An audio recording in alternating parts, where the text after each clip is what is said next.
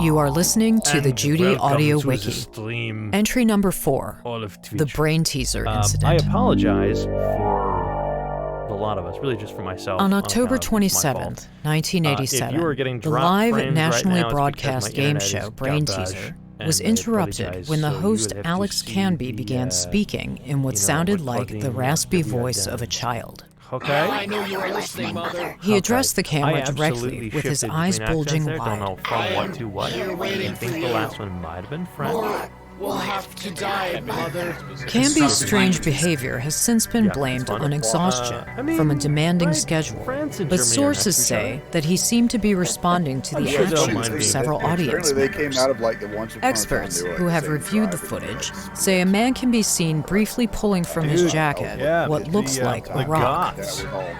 Moments Yeah, later, goths. a shearing They fucked shit sound up is for a long heard time. on the tape. It's like the Goths and the Celts, and then and of course the 1 Romans month came later, in there, in an but interview they broadcast kinda on WQZR radio, Now all an we know unnamed is crew Goths member will claims just to have smoke seen the both events up cigarettes close. and wear a I line can on. tell you what that man had in his pocket. He had a rock, like a geode or something. Fair point. Ex-wrestler turned radio producer luckily, Jerry I think, Rivers maybe, I don't know, centered several depending on segments your of his point of view, show I don't on have the any experience reclusive with television those, but, host.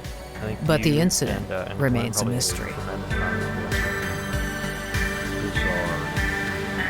I was in a band once in the 80s. Yeah. He Lots wasn't of even reverb. alive in the 80s. Don't let him lie to you. Weren't Well, you? technically. 87? Really? Okay. You get to be the baby of the group. Haha! I went bald before you did. Wow. Damn it. I went bald before you grew hair. Yeah. In fact, I'm the first one here. So take that. But I can still make Steve Miller jokes, which is why you keep me. That's true. Oh, sorry. He has a You're- weird amount of knowledge about 70s Prague. You rape your wit, Yeah. which is a fun Stop phrase. raping your and I- wit, Glenn. oh God, no! Don't do that. Mandible Judy. I does really not- wasn't sure where that sentence was going about does halfway not through. support until that. you finished. No. Jeez. The opinions expressed are yeah, not the rape your opinions wit. of Mandible Judy herself. You got to use Yeah, that. I know what you're talking about, Mhm. but Nobody. I just posted. Rapiers. It's a sword! Fair. Trebek. There you go. Let's penis might here. God damn it, Trebek. What the hell's that guy's I name? don't get it, Sean. Oh, I bet you do, Trebek. Sean Connery. No, I know Sean Connery. Who's the actor who does the Yeah. SNL I skit? don't remember. He's Oh, it's- Daryl Hammond. Is it Daryl Hammond? It's a He wonderful did skit. Connery, but I think was it Will Ferrell that did Yes. Trebek? Yeah, he was Trebek. My word, what a fantastic. That whole sketch is just a Yeah. great sketch. It's It just is. a great I mean, sketch. every now and then they do something that makes you want to tune in occasionally. So I don't know. I actually have not really followed. It may be brilliant for all I know, and I just don't see it. But No, SNL's always been really hit or miss for me, and I think especially nowadays with like YouTube and social media, like nowadays anything good is going to hit on the Facebooks or the YouTubes. Or, I have so, an anecdotal sort of story here. Speaking of social media, because I was then about to say, or TikTok, which I loathe, but I have to just admit that is a thing. do you so- use the TikToks? I like the TikToks. I don't know. I don't even know how to navigate the app. That makes me feel old. I don't Nova understand it, but Sopra it is what is it on TikTok, but Are we? haven't done a lot with it. Yes. I hate myself. I think there's certain people I've seen that are good at it. I look at it and just go, you know what? I'll let those people have it. Because I think my initial impression was this is like YouTube for lazy people who don't want to learn how to edit. It turns out now there's actually some people I follow that are actually really good at it. That like they can actually make videos that are kind of like engaging and they're really witty, but it just doesn't feel like something I have the time to want to invest in. Anybody remember Vines? Yeah, man, I miss It's Vines. basically like Vines That was a great- reincarnated. But shittier. Vines were great. It's like, I just want 30 seconds of funny. Yep. I just need a laugh because my day's been dog shit. Yep. And it was It was great. Let me tap into that pleasure center of my brain that is just, ugh, we need it. I just need a giggle face. Yeah, fuck yeah. Yeah, I kind of like the guy on TikTok. My one of my roommates is kind of obsessed with this guy. I don't remember his account name, but Rockstar XX something. I don't know. Anyway, but he takes animal videos and he does voiceover for the animals. I would like that. So I would enjoy that. He usually tries to only speak when the animal looks like they're speaking, but sometimes it's just like thoughts. Right. You know. But they're really funny. The guy is really good, and if the animal's not moving its mouth at all, he times everything he says to movements the animal makes. Right. So it makes it look like he's gesturing or whatever. It's really fucking good. Yeah, There's a lady on there whose like whole mission is basically just like, dunking on anti-vaxxers, and she is fantastic. Well, that's good. Uh-huh. So it can Like, be her a stuff has tool actually for been shown good. on the news. Use your Yes, powers it for can. good. Right. Speaking of not using your powers for good, so it was my birthday last week or whatever the hell it was. Almost a week ago today that happens. But we went out last weekend to do axe throwing, which if anyone hasn't ever done it, it's a tremendous amount of fun. It's right up there with the weird primal joy that you get out of picking up a random cool-looking stick and swishing it about, because we're all inner 8-year-olds, or at least I am. I'm an inner 8-year-old, and I assume that everyone else is because, of course, I'm egocentric that way. The joy of picking up a weird-looking stick and swishing it about. That's just the gateway drug to Kali. It is because then you're like, I'm a swashbuckler. No, I'm a wizard, and whatever the hell it is. The stick is your extension of caveman. So LARPing of what exactly? Of LARPing, 100% LARPing. Yeah. It's everything is dick. It's all dick. I'm sorry. It's all phallus. That's what it is. All the way down. Dick's all the way down. No, that's turtles. Turtles all the way down. But so we're there and we're throwing axes, and when we go into this place, and it happens to be in a brewery, which that's questionable choices right there, but whatever, it's fine. They have drink minimums, or they have drink limits. You have insurance. Maximums. Who cares? I have insurance, exactly right. That's one of the things they say. They're like, our insurance hates that we do this, but we love it, so let's follow these rules so we don't get sued. Welcome to Atlanta, boys and girls, where we have breweries and axe throwing places. Same place. In the same building. They do have drink maximums, so like you can't have more than a 5% alcohol drink, and you can't have more than 2 drinks per hour. So at least they're like, quasi whatever. Who enforces that? I don't know. I'm not even getting warmed up at that point. Come on. They don't limit how much you have beforehand. So we walk into this place, and there are these 3 or 4 ladies who are they're pretty much blocking the front door because they're all doing these photo shoot kind of things. We've all seen the type in front of the sign for this, and it's kind of a cool sign. It's like this big, tall, wall full of vines. I don't know how the hell this all relates to their branding, and it's got bunch of wannabe influencers. Oh, 100%. And it's got this neat, well done neon sign. They've clearly paid a lot of money for. So fine, that's great. But they're clearly drunk or stoned, or they're under the influence of something. I don't give a shit either way. But now I find out they're going to be part of the axe throwing that we're about to go into. So they call us. You get an hour, and everyone goes in, and they have these different bays, and there are 2 axe throwing targets per bay, and the bays are separated by chain link fences. Okay. But not the entire bay, just like the last 15 feet of it. Okay, and so you typically throw from before the chain link fence. Mm-hmm. Well, we get in there. I already hate where this is going. Oh god, we get in there, and we're doing the safety briefing. The guy who is, I kid you not, like 5 foot nothing, and as much personality as he is deficient in height, is just he used to be taller, but he got axe thrown at his feet. 100%, right at the ankles. Lost like 7 inches. No, don't make fun of short people. He was a very nice man. Feet did not touch the floor, but he was a very nice man. So he goes through this whole thing, and only one of the people who was in this group that we were trying to walk through on our way in is part of the safety briefing. And he's like, "Are your friends gonna be here?" And she's like, "Oh yeah, they're out doing whatever, getting high, and then they'll be in here shortly." He's like, "All right, well, I'll give them the safety briefing when they get in here." So we're throwing, and these are, I mean, they're axes, they're hand axes, and they're sharp. They're not like you couldn't shave with them, but you wouldn't want them thrown at you. You're throwing them at, for anyone who's not familiar with axe throwing, you're throwing them at. What is it? Who is familiar with axe throwing? That's what I want to know. The South? I've done it. Come on, man. There's a large... Chris, if we can get you down to Atlanta, you will know these things. With a bow and arrow, but with an axe? Like, what the hell?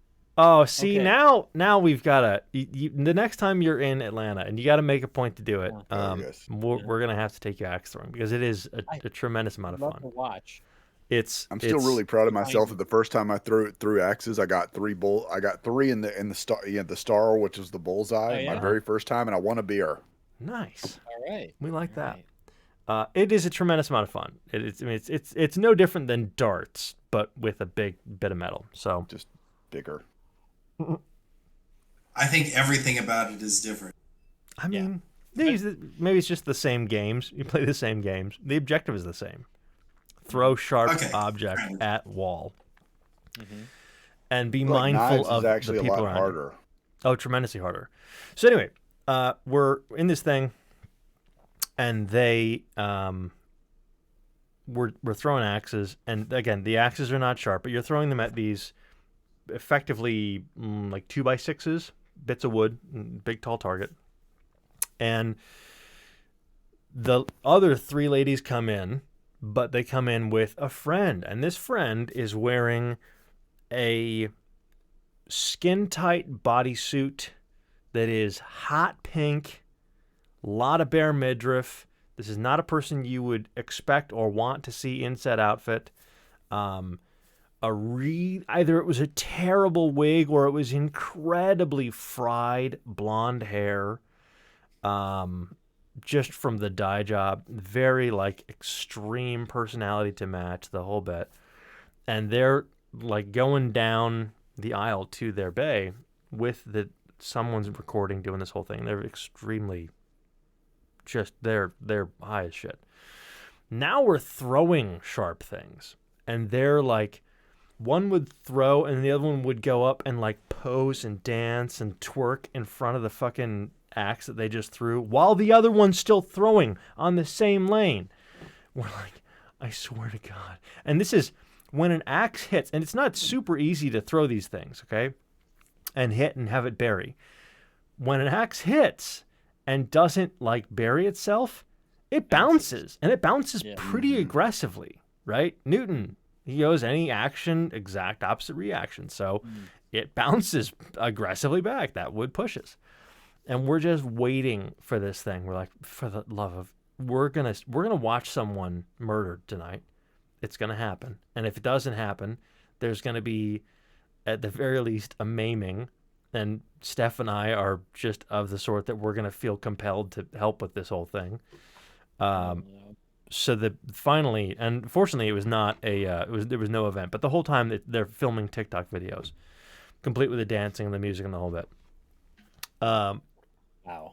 Eventually, the bartender, who is the exact polar opposite of the guy who's like managing the whole thing, so he's easily 6'7", huge man, probably 300 plus someone pounds. Even taller than yourself. Oh yeah, taller than myself. Huge man comes in. He's wearing a black face mask, so he's just got like this Bane thing going on. He's got his hair pulled back in a ponytail way back here. It looks very Viking. With it's like, ladies, I think it is time to go. With a barman's apron that happens to be leather. So he just looks like a butcher. You're like, Jesus Christ. A very intimidating dude comes in and goes, gives him the talking to, like, if you don't stop, if you don't, like, one person at a time, whatever, this whole thing, there's gonna be like you're gonna get kicked out and whatever. So they eventually stopped, luckily. But it was just the whole time I was looking at the pair of them going, this is exactly what is wrong with social media and the behavior it encourages is this stupid thing. You've all seen too many videos that have functioned perfectly, and you don't watch enough of the ones where someone, what is it, like faces of death? That doesn't exist anymore. Right? Where was this?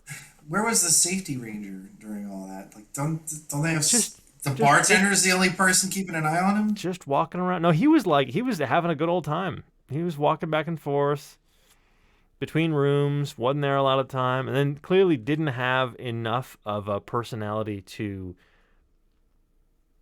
inject himself into that situation and go, you can't do this. It was a mess. It was a disaster. Oh my God. A disaster. So it was fun. Wow. A ringing endorsement for Chris. We're going axe throwing next time you're down here. Yeah. It's I can't wait.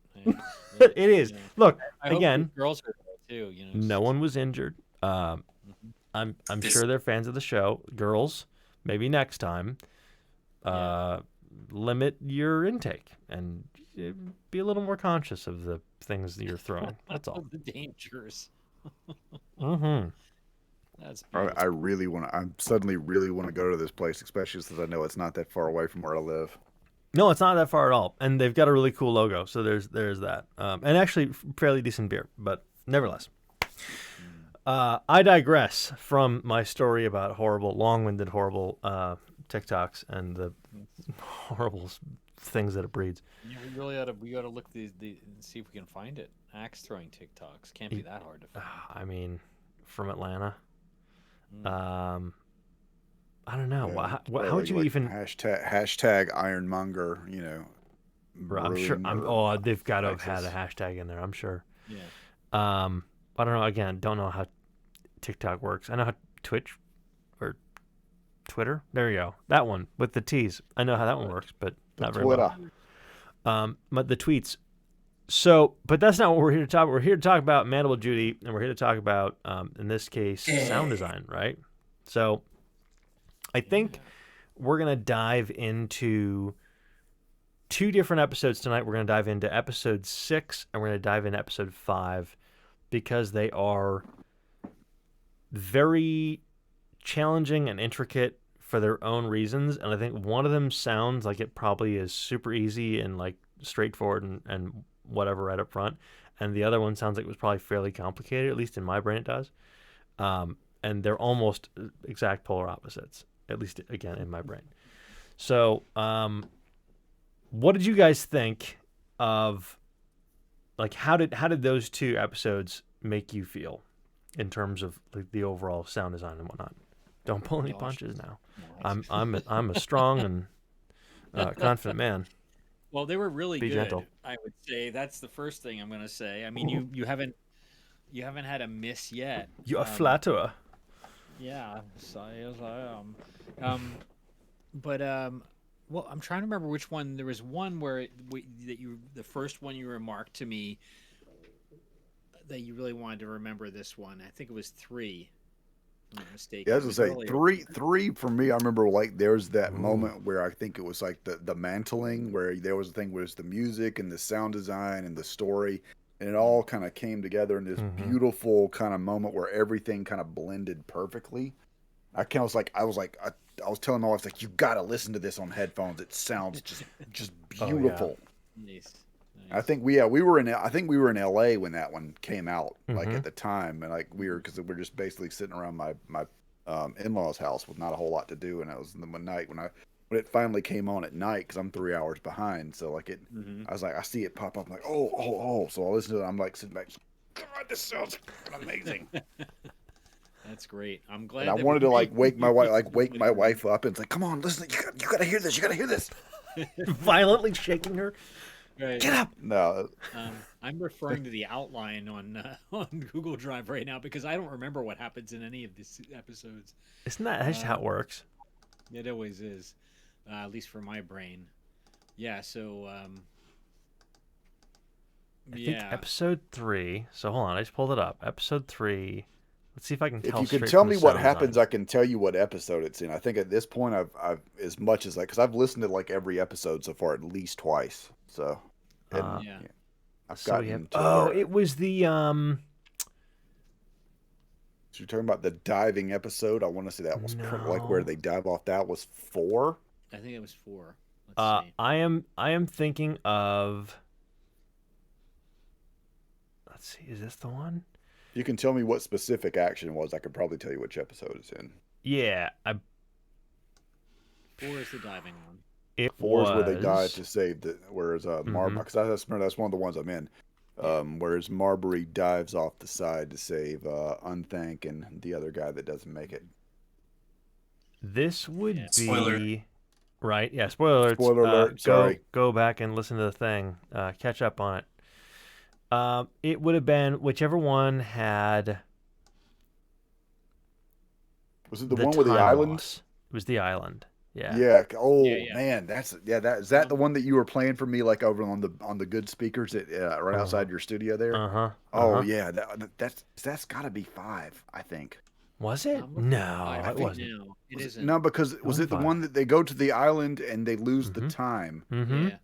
Yeah. I want to say that was it's 4 or 5, but I mean, not yeah, like when 5. you hear that on a good pair of speakers, if that's what you're talking about, like It's gotta there's be all this 4. stuff you don't hear, and it's like where it rattles the floor because it's like this deep bass. Yeah. So yeah, that's Yeah, 4. It's 4. that's 4. Okay, so Yeah. let's definitely go to 4 then. Let me pull up 4.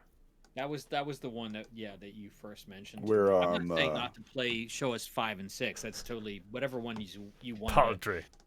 No, but the one with the where they go to the island, that was That was 4. Yeah. Yeah. I feel like it's a shame that because I feel like a lot of people are probably not gonna hear that unless you're listening either on really good speakers or really good headphones. Well, Yeah. so Glenn, let's ask you: when it comes to your listening experience, and you're getting it, and you may be a bad example. It's just because you're such an audiophile. When you're going to go through and you're going to listen to a thing, what are you typically listening to it on? Well, my deep obsession right now has been for this sort of cybersecurity podcast, and a lot of that I listen to on my drive. I don't know how many other people listen to Mandible Judy when they're commuting to and from work, but I'd say that probably a lot of that sound design is getting lost, and certainly the ambience of driving and listening to Mandible Judy during the daytime. Oh yeah. But when it comes to like if I'll watch Netflix or something, yeah, I'll definitely. I can't listen to it on my computer speakers. First of all, they're too quiet, and second of all, you miss everything. Oh yeah. Yeah. You miss all the bass. You miss all of this. I have stereo speakers, but it's not the same. So I have these. I don't even know what these are, but they're nice, decent headphones. I'll listen if I know I'm going into something for sound design or mixing or hi-fi, whatever. Yeah, headphones all the way. I think the vast majority of my listening, sort of embarrassingly, although I do have to give them credit, my AirPods are pretty fantastic. I mean, they're the AirPod Pros, so they do have. You listen while you're running a lot, right? Well, walking the dog because I've got bad knees. See previous statement about feeling old. Oh, right. Just shitty knees. But yeah, I absolutely. In fact, the time. So I listened to all of Mandible Judy prior to doing any of the Walter acting. I was going through and just binging that whole thing while walking the dog. I still wish we had like some video and we did like the fight Foley for. Oh yeah. It was good. There's many a time that I'm sure Chris would just love to have the. At this point I do kind of a lot of Foley. Enough. Really videotape it, even if it's just cell phone. I mean, it literally like we literally had to cut because at a certain point we just couldn't stop laughing. It looked like 2 8-year-olds that had no idea how to fight, like just in a locked into like a cage match. Just That's great. It was or just really aggressive heavy petting. People who didn't know what the fuck they were doing. Our wives would, if our wives had seen it, they'd have been on the fucking floor. Oh Lord! And again, context. Brandon and I started doing voice acting and recording in his closet. So the phrase, "I'm in the closet with my friend," and from across the room and down the between floors, his wife would hear things like, "Get off me! Don't touch me!" Shit like that. You're like, no. All right then. Everything okay up there? We're fine. Okay. But no, so at this point I do kind of a lot of Foley, and it's interesting to then listen to that, what happens here, and then what ends up actually getting into, and because it's also lost between the dialogue and the other bits of sound design that happen in there, and then the music, which carries so much of the emotional body.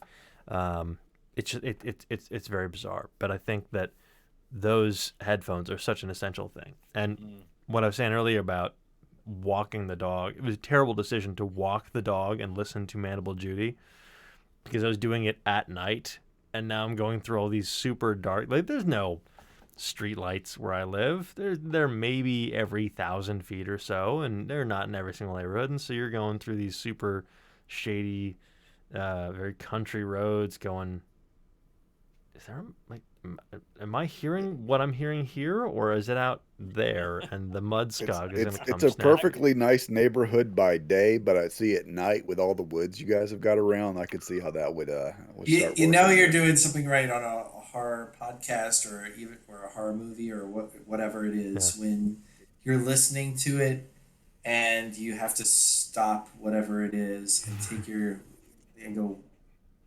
Yeah, it's 100% right. Oh, rewind it like 5 seconds to make sure you heard it.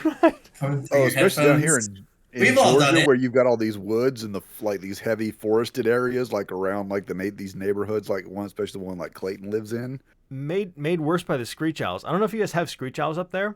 Yeah, they're amazing. We have them upstate, but not anywhere near me. Pennsylvania has cicadas, and those can be pretty creepy. Yeah. I You grew get up. used to those. I grew up in Chicago, and even when I was in Tennessee, we didn't have screech owls. And so my first interaction with screech owls was here in Georgia, and it was I had just gotten kicked out. Man, this is a digression. I had just gotten kicked out of my girlfriend's house at the time. We had some huge fight, and she was like, "I think you should go stay with your friends." All right, fine. So there's already sort of a heightened emotional cue, whatever. I'm sleeping on the couch, and I hear from sort of a long distance off some woman scream absolute bloody murder. Yeah. And it was like, the first time was, did I hear what I think I heard? And then the second time, I literally went in and I woke up my friend. And he's like, what? Dude, do you hear that?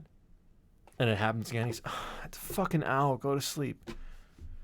Now I am fully aware of what a screech owl sounds like. But anyone who's not heard a screech owl, go find some screech owl footage somewhere. Yeah. It's horrific. It sounds like someone's being murdered. Yeah, I do have a similar tale where I was at my mother's house late at night in the suburbs, and I heard like somebody getting fucking murdered, and I looked out the window, and this fox walked across the street. Foxes in heat will scream like somebody's getting attacked. Oh. Wow. Have you ever had a hawk dive at you? Like when they get late that sound they make. Oh man. Oh man, I used to live in Lawrenceville, Georgia, which is kind of like, for anyone who does not, it's like up in like northeastern Atlanta, kind of where the outer metro area. Mm-hmm. And I was like running through my neighborhood one time, and I hear that little and just like that. You're like, oh my god! And that thing comes like swooping overhead, like into the neighbor's yard. Death from above. Dude, like I had heard, like I remember it was funny because like before that I had heard about this whole thing that like humans have like an inherent fear of birds, like that, like I guess from like back in our fucking reasons caveman past, back when they were supposedly like there was like eagles the size big enough to come down and pick off like small children. The Rock. Like I never really appreciated. Say what? Let them. Shit. That was a weak one. We can make more. It's fine. Yeah. But like seriously, like that shit, I was just like running through and I heard that noise and like I just froze until I saw that thing come like flying overhead because it was like that's some bone chilling shit right there. Oh yeah. Wow. So all of that to say, sound design is important, and what you listen to your stuff on is relevant. And I think that in this day and age, between miniaturization and the technology, and that everything is so streaming dependent, everyone's trying to sharpen their axe when it comes to how good of a material you're listening on. So I think people are starting that callback he did to earlier. That was starting to get some better listening material. But if you are listening in the car, that's the biggest frustration. And I don't know how the fuck to crack this nut, but that's the biggest frustration I have with doing sound design is so much of what you record is going to get lost between what listening environment you're planning for, because what it sounds like in the car is dramatically different from what it sounds like on a nice pair of earbuds versus shit pair of earbuds versus nice hi-fis versus anyone who's got the fucking what are those magnaplaners. All right, give me some $6,000 speakers, towers. Yeah. That's pocket change. No, for sure not.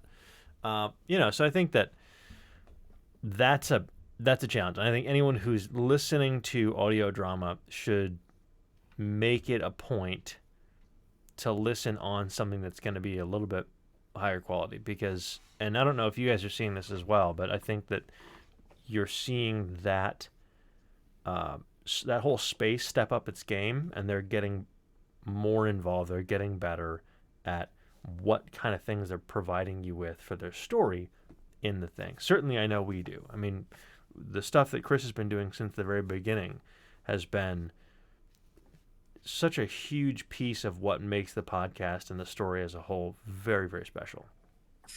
And you don't necessarily need $200 headphones. No. Just a decent-ish pair of earbuds. Yeah.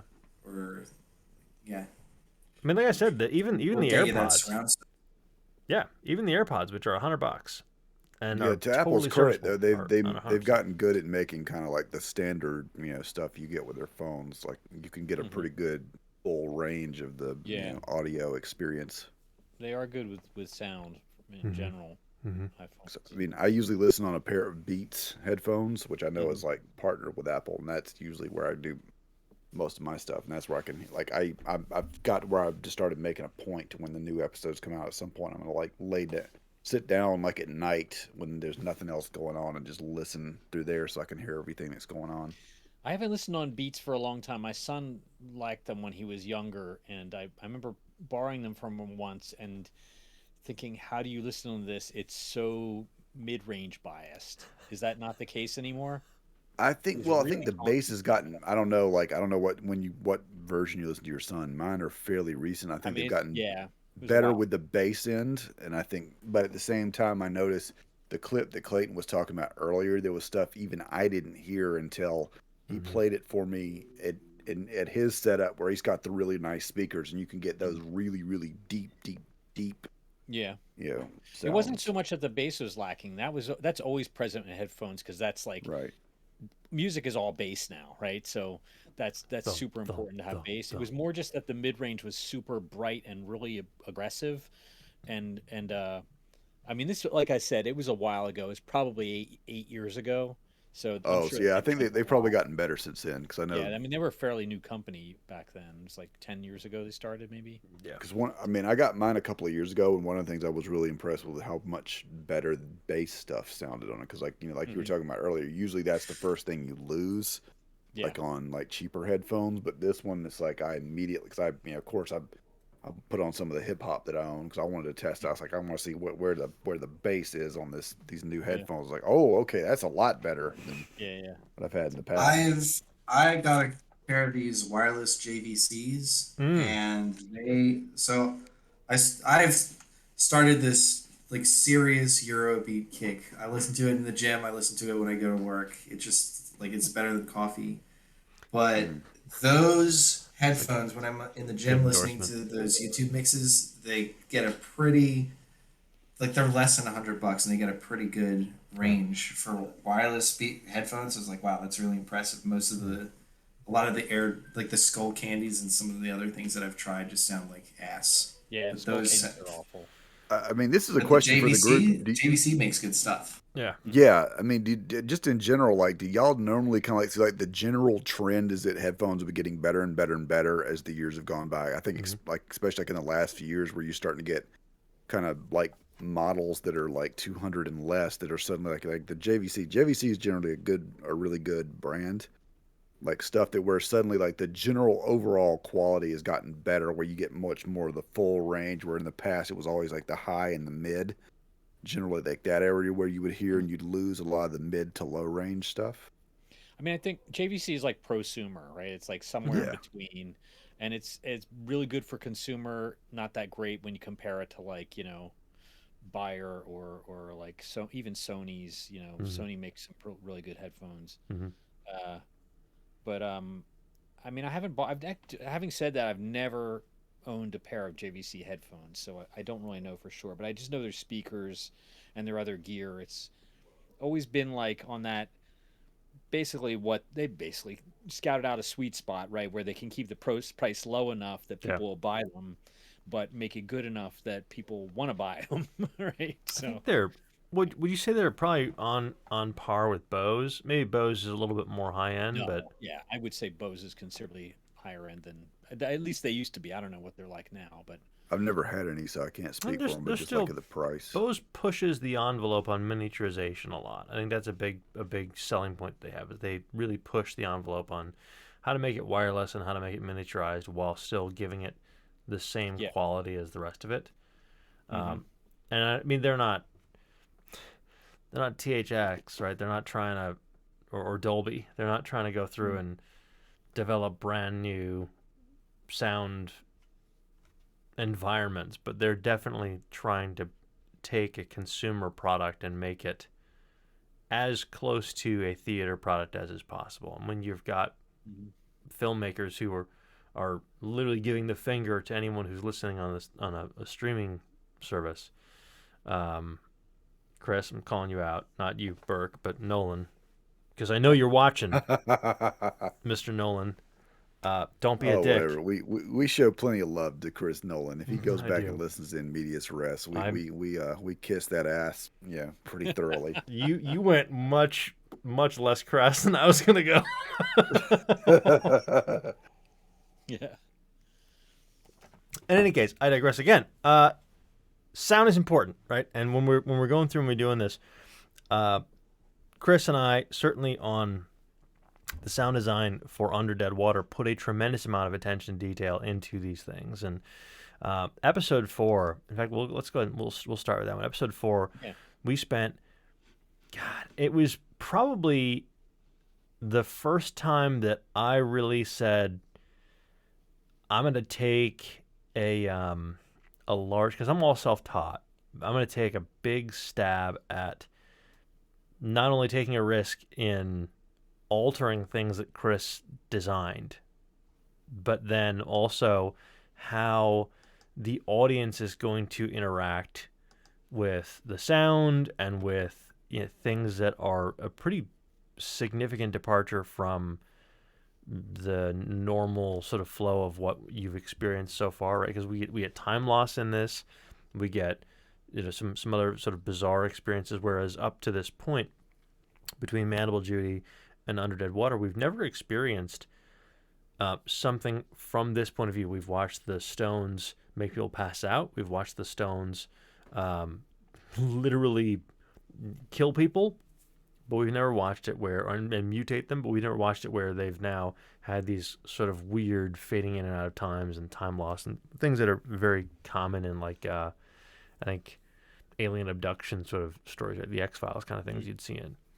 It does happen in Mandible Judy, only to Casey. But you're right. 3 times in Mandible Judy. Yeah. It's not really the same thing. And I was glad when you, like you said, I mean, you took the general idea I had, and then kind of went with it, and because if I can just jump in real quickly. Yeah, please. It's easy when you're working on stuff like this to not realize when you're cutting corners. Like you're doing things and you're like overall generally really pleased with what you're coming up with, but there's one detail in there that you could have done a lot better, and you're just not noticing it anymore because you're just too close to it. And as soon as you got a hold of that stuff and started, for instance, the ambiences and stuff like that, you made it, you made it much more rich. So like a lot of, I definitely had pulled some ambiences just from Freesound or something like that that I thought were the right sound, but they were not really very rich sounding as recordings.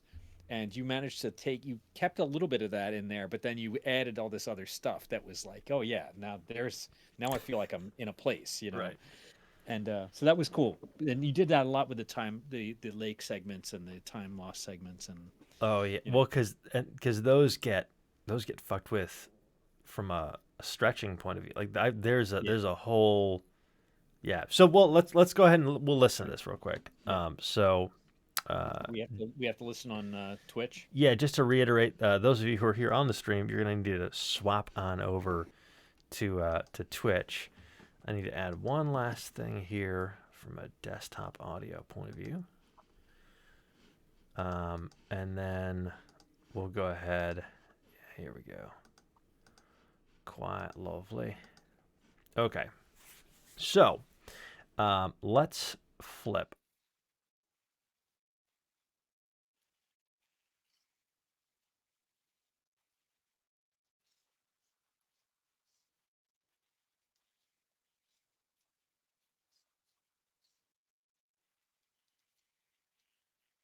Cool beans. All right, there we go. Cool.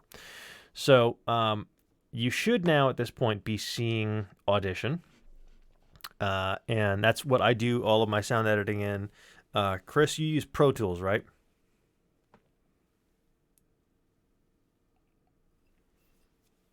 Yes. I think one of these days, because Audition is really designed not for audio drama. I don't think that it is. It's not a bad piece of software. It's a really great piece of software, and I think as far as something to learn, it's going to teach you a tremendous amount. It's going to get you really, really far. But it's definitely not the same kind of eccentricity and nuance and flexibility that a thing like Pro Tools has. So there will come a day that I'm like, Chris, please show me the ways. But for right now, I use Audition. And you'll see, as it is right here, I've got all my stuff split up for you audio nerds into a bunch of different tracks for voice, and then some sound effects and some ambience and music down here below. And then, of course, we have Final Mix. And for those of you who are the real audio nerds, you'll also see that I have a couple different buses in here that these things get processed through.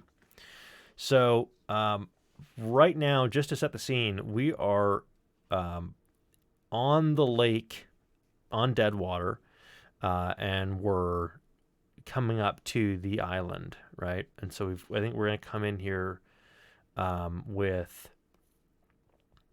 Amanda and Connor talking.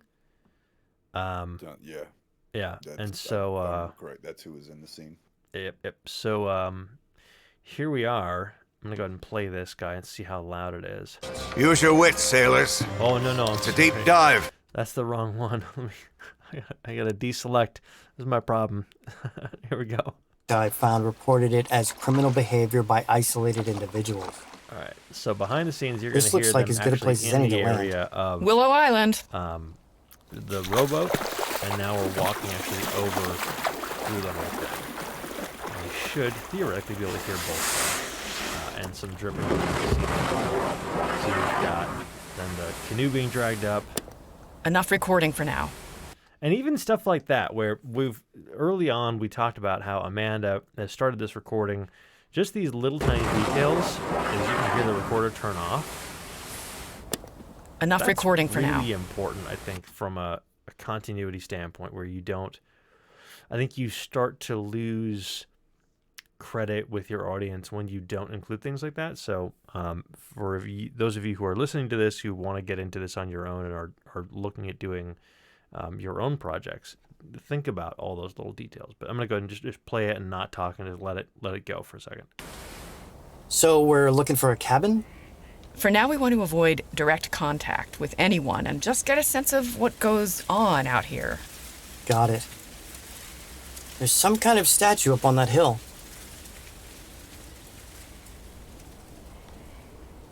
Here's some Stone Foley is here. really worn down. I can barely read it.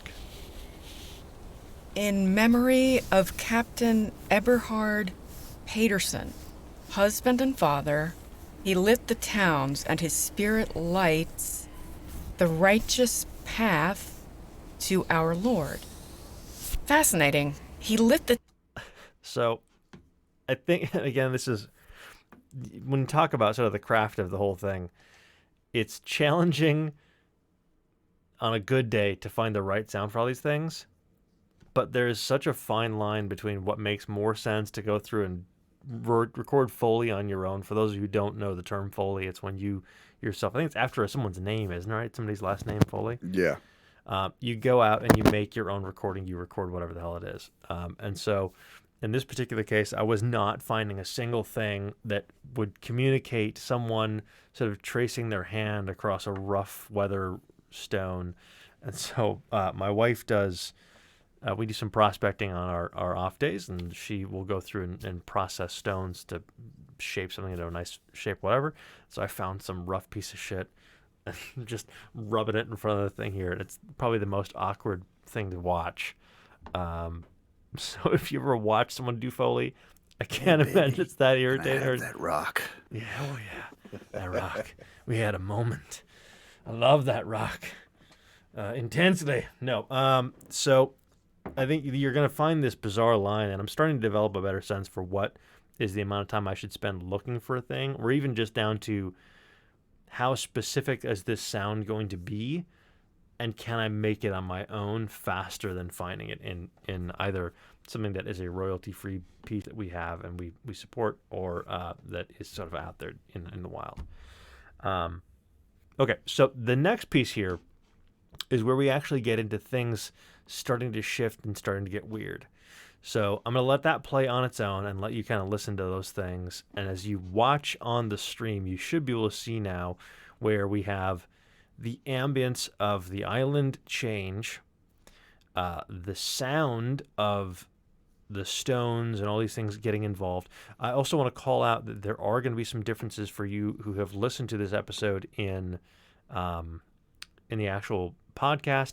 None of this has its music behind it, and of those, the sound design has been tweaked since, just to make all that things mesh together in an appropriate way. So this is going to be a little bit different from what you heard in the actual podcast. The towns has to be a reference to whale oil, which was used in lamps. So he must have been a whaler. 1871. Looks like an intrepid old salt. But why put a memorial here, 100 miles from the sea?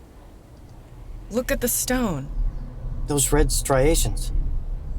It's so those of you who are glowing. at home, who are not listening on fantastic speakers, or get those out right now. There's that Ben. Connor? Yeah. I think we... How long have we been walking? A few minutes? Why is the sun already so low? If you listen in the background there, you've got this collection of people from the ambiance.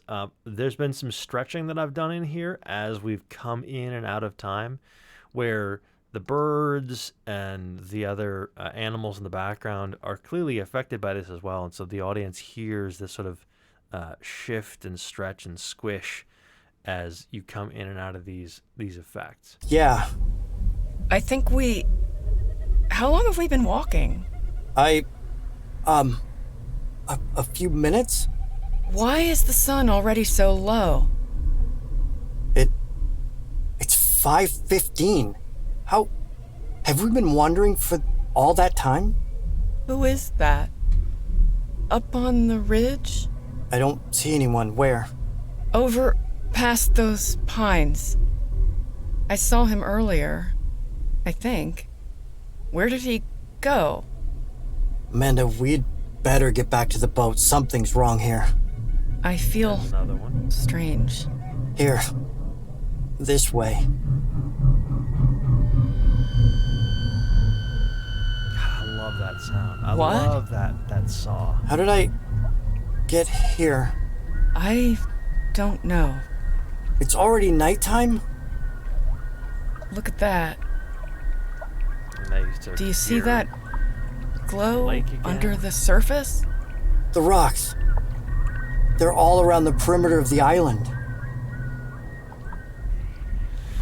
All right, so all things considered, there's a lot going on here, right? We've got some things that I've done in terms of including some very, very highly processed versions of the Mother Lodestone or of chunks of the rocks from the Mother Lodestone that aren't the Mother Lode itself. Going through and doing things with that. And that's everything from being Doppler affected to having a couple different effects that I've layered onto there, and it's been very, very highly processed. But then beneath that, the island thrum and all the other things that sit beneath the track that if you're not listening on a really high fidelity set of headphones, you're going to lose. If you've got high fidelity headphones on, this rattles your teeth. I mean, the bones of your ears are just like, oh God, what's happening to me right now? And it's wonderful because there does this very uncomfortable thing without being painful that makes you just anxious. It's just fantastic. Chris and I were talking about this off stream in sort of pre-show. A significant portion of my time is dedicated to how can I make this as uncomfortable as possible for myself up to the point that I want to stop listening. And just prior to that, I'll dial it back. That's where I want it to be. So you go through that whole process and you come out with something that feels pretty good. So again, we've got a lot of high processing in here. We've got a couple of very specific things that are going on in addition to that, combined with these sort of, maybe they're tropes. I don't know. Chris, what would you say with the sort of the bowed saw, that whole wow kind of songs? Hang on, I got a problem with my mic here. Uh-oh. Yeah, I mean, you can hear me, right? Yeah, I can hear you. Coming out of one speaker. Uh-oh. Headphone. Yeah, I love that effect. I mean, my time loss effect was different, and I think I added, right? Did I not? I think I added. I think you did too, yeah. Yeah, like where it gets sucked down into a vacuum and everything goes totally silent for a moment. Yeah. So I don't know what? Where it is in the scene, but it's somewhere in there. I don't know that it happened in this one. It for sure happened in episode 5, and we'll listen to that one a little bit. It was, yeah. Where you've got, and ultimately this is, I mean, frankly, it's down to the level of just building expertise. Chris God, how long have you been in sound design and in the industry in general? I don't know. I mean, so, some part of it for, I don't know, probably, I don't know. I mean, sound design specifically, probably since early 2000s, so not really that long, but, not quite 20 years. About 20 years. That's 2 decades. Is not an insubstantial amount of time. Right. And in that, you've developed an incredibly fine ear and a very deft hand at things. I've been doing this for, God, Brandon, 4 years? Really 2 or 3 pretty intensively? Yeah, I was going to say Novus Opera started in 2018, and you probably got into it within about a year later or so. So when I'm going to go through and do something, it's going to be ugly. I'm going to kludge something together. There's going to be duct tape involved. I don't know. I don't really know the full extent of what my tool is supposed to be able to do or how to make it do that thing. So I'm only now learning that there's a way in Audition to automate and modulate how wet or dry your effect is. Chris has known that. Yeah, over time, exactly right. So Chris has known that for a very long time. Pro Tools is super easy to do that. In fact, you can chain that to other tracks to make it work. I haven't done that up until last week, which is kind of depressing. I mean, you can totally make amazing sound design without knowing that. I mean, it just, whatever your tools are, those are your tools. And, right. It's more about how much time and effort and thought and creativity put into it. But yeah, Well, once so you that's my unlock point. that, definitely enables some stuff that Oh my word. makes it. I mean, it's kind of the, back in the day, it was literally, okay, roll that part again. We're gonna print that one section to tape because we can't mix this whole damn thing all Right. at one shot because we'll never remember the cues that we have to do on the faders and the knobs Right. while this is happening. And then you'd have that's why you need so many assistants in the studio, right? You had to have hands Yeah. on the mixer, literally as it's the re-recording mixer, right? The person who's dubbing everything into a mix. Processing down on the fucking magnetic tape. Yeah. Well, I feel like this is where Clayton's strength is one, he comes from an IT background, then he also comes from a writer, storyteller background, and then he's just working his way through it, saying, okay, what logically am I going to hear during all these particular events? And then how do I get that? And then what do I do with it on the technical side? I feel like he's managed to take those two separate skills and kind of morph them together into something, that's kind of a new skill, the tech side of his brain and the storytelling side of his brain. He had a baby in it, and it's now just That's Malwich. Definitely have noticed Malwich, our Wav, approaches are very different for sure. I mean, Wav. I'm a bit more punk rock with what I do in pretty much everything, especially in music, but in sound design too. I tend to throw things at the wall and see what sticks, and I tend to kind of mash things together and just keep mashing and mashing until it's more like sculpting almost, Yeah. But with you, it's really designing, and you're very careful and meticulous about stuff, I've noticed, and that's paid off in a good way. And I think maybe that's why we work well together, because we have very different strengths, I guess. I'd like to think so. I wanted to mention that the voiceover in that scene is not final voiceover. We actually recorded both of those actors in. That was Mike Hall as Connor and Amanda Goodman as Amanda Walston. We re-recorded both of them in that scene over again since you designed all that sound. Yep. I think that their retakes were far superior to what's in there in your working copy. But even the rough takes sound good. Yeah, thanks. I'm glad that I'm sure that they'd be happy to hear that too. And I do think they were very good. I think we redid it. There was a technical problem with Mike's audio that we had to fix, and that was done. But also, I don't feel like I communicated to either of them the way I wanted that scene to sound, and and it's probably because it's such a matter of nuance, and it really didn't come together until we were working on the sound design. Then I started to realize, okay, this is what someone would be, how they would be speaking during this happening to them. It wouldn't be quite so halting. It would more just be like a kind of a tone in their voice, and I think they both got that in the final, which was awesome. Well, that's such a fun, and this is one of the things that we talk about kind of a lot, is the collaboration is such a beautiful thing. What's the phrase? No man is an island.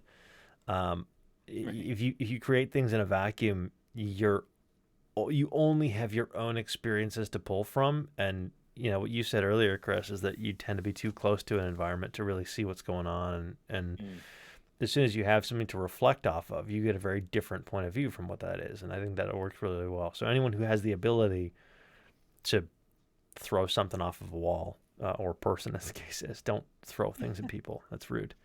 But I think it's a great thing. So what we were saying, I think up to this point, is that regardless of your tool set, just get in and do what the limit of your thing is, and stretch yourself a little bit each time, and I think you're going to be that much better off. But I mean, even including things that may or may not be tropes, right? Again, these mind bender things. If I solo that, there we go. Oh no! I think too, when it comes to sound design, though, it's just sometimes it's that What? willing to throw things against the wall and see what sticks. Yeah. I mean, when you go look at some of the stuff they did for Star Wars, greatest examples. I think the lightsaber, from what I remember, basically, it's the guy's he's striking something up against a piece of metal electrical wire. That's actually for the gun. The people make that the blasters. Yeah, but the some of the lightsaber was weird, done unusual stuff that they do is now become commonplace. Well, I've got a better one for you. Kylo Ren's lightsaber is the dude's cat purring. The sound designer's cat was purring, and he recorded it and then heavily modified it, and that was what it was, and it was great. I guarantee that's the legend, as they say. Print the legend. You know, it might have it might have been in there somewhere, but he had to have used some of Ben Burtt's original lightsaber sound, or at least used the same technique, which was to wave a microphone around. You say that? I thought the same thing, and then I went back and I recorded my cat purring, and I processed a bunch of it, and it sounds really fucking similar. Like, it's eerily similar. I'm like, come on, his cat, really? The version of Star Wars where they fight with cats. They just wave cats at each other. That would be one. If it doesn't exist on the internet somewhere, I'll be shocked and appalled. Has anybody seen any videos by this YouTube channel Al Kitty, where this guy like edits scenes from famous movies? My favorite one is Jurassic Park, and puts his cat in it. What? So like the T-Rex scene where the T-Rex comes and like nearly eats the children, he like put his cat in, and it's like flawless. It's perfect.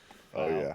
Oh, you gotta love people who have that level of attention to detail and time to throw into something. Oh yeah, there's another guy like this random. I'm gonna put a link in the chat. As well. Yeah, there's some guy he calls himself Milo the Cat, and he is just brilliant at doing like lip sync, and he can do like whole videos of old cartoons, like rapping to like do like the Wu-Tang Clan or Outkast. If you go look at his stuff, like this guy's like got to be one of the best editors I've ever seen when it comes to doing that kind of stuff, like controlling the speed of it, and then just matching the lips up with the lyrics. It's just it's crazy to think. You go watch one video and it looks so flawless, but then you think like, God, I can't even imagine how much time it must take this guy to go find just those exact clips to get it right with those that lyric and that lyric and that lyric, and then go do like a 3 to 5 minute song on it. There you go. Feast your eyes. Yeah. Enjoy that, chat. All right, so I'm going to swing on to the next clip here. We're in chapter 5 or episode 5. That's amazing. So we've got now we're listening to Thomas recount his harrowing experience, and this is a lot. Chris, do you remember how many total tracks this was that I exported for you? It was like 25, wasn't it? Sorry, I'm listening to the stream, so I'm delayed. It was a lot of tracks. What was the question? How many total tracks did I export for you on the episode wherein we do all the remembering? It was something like 25. I don't have it in front of me.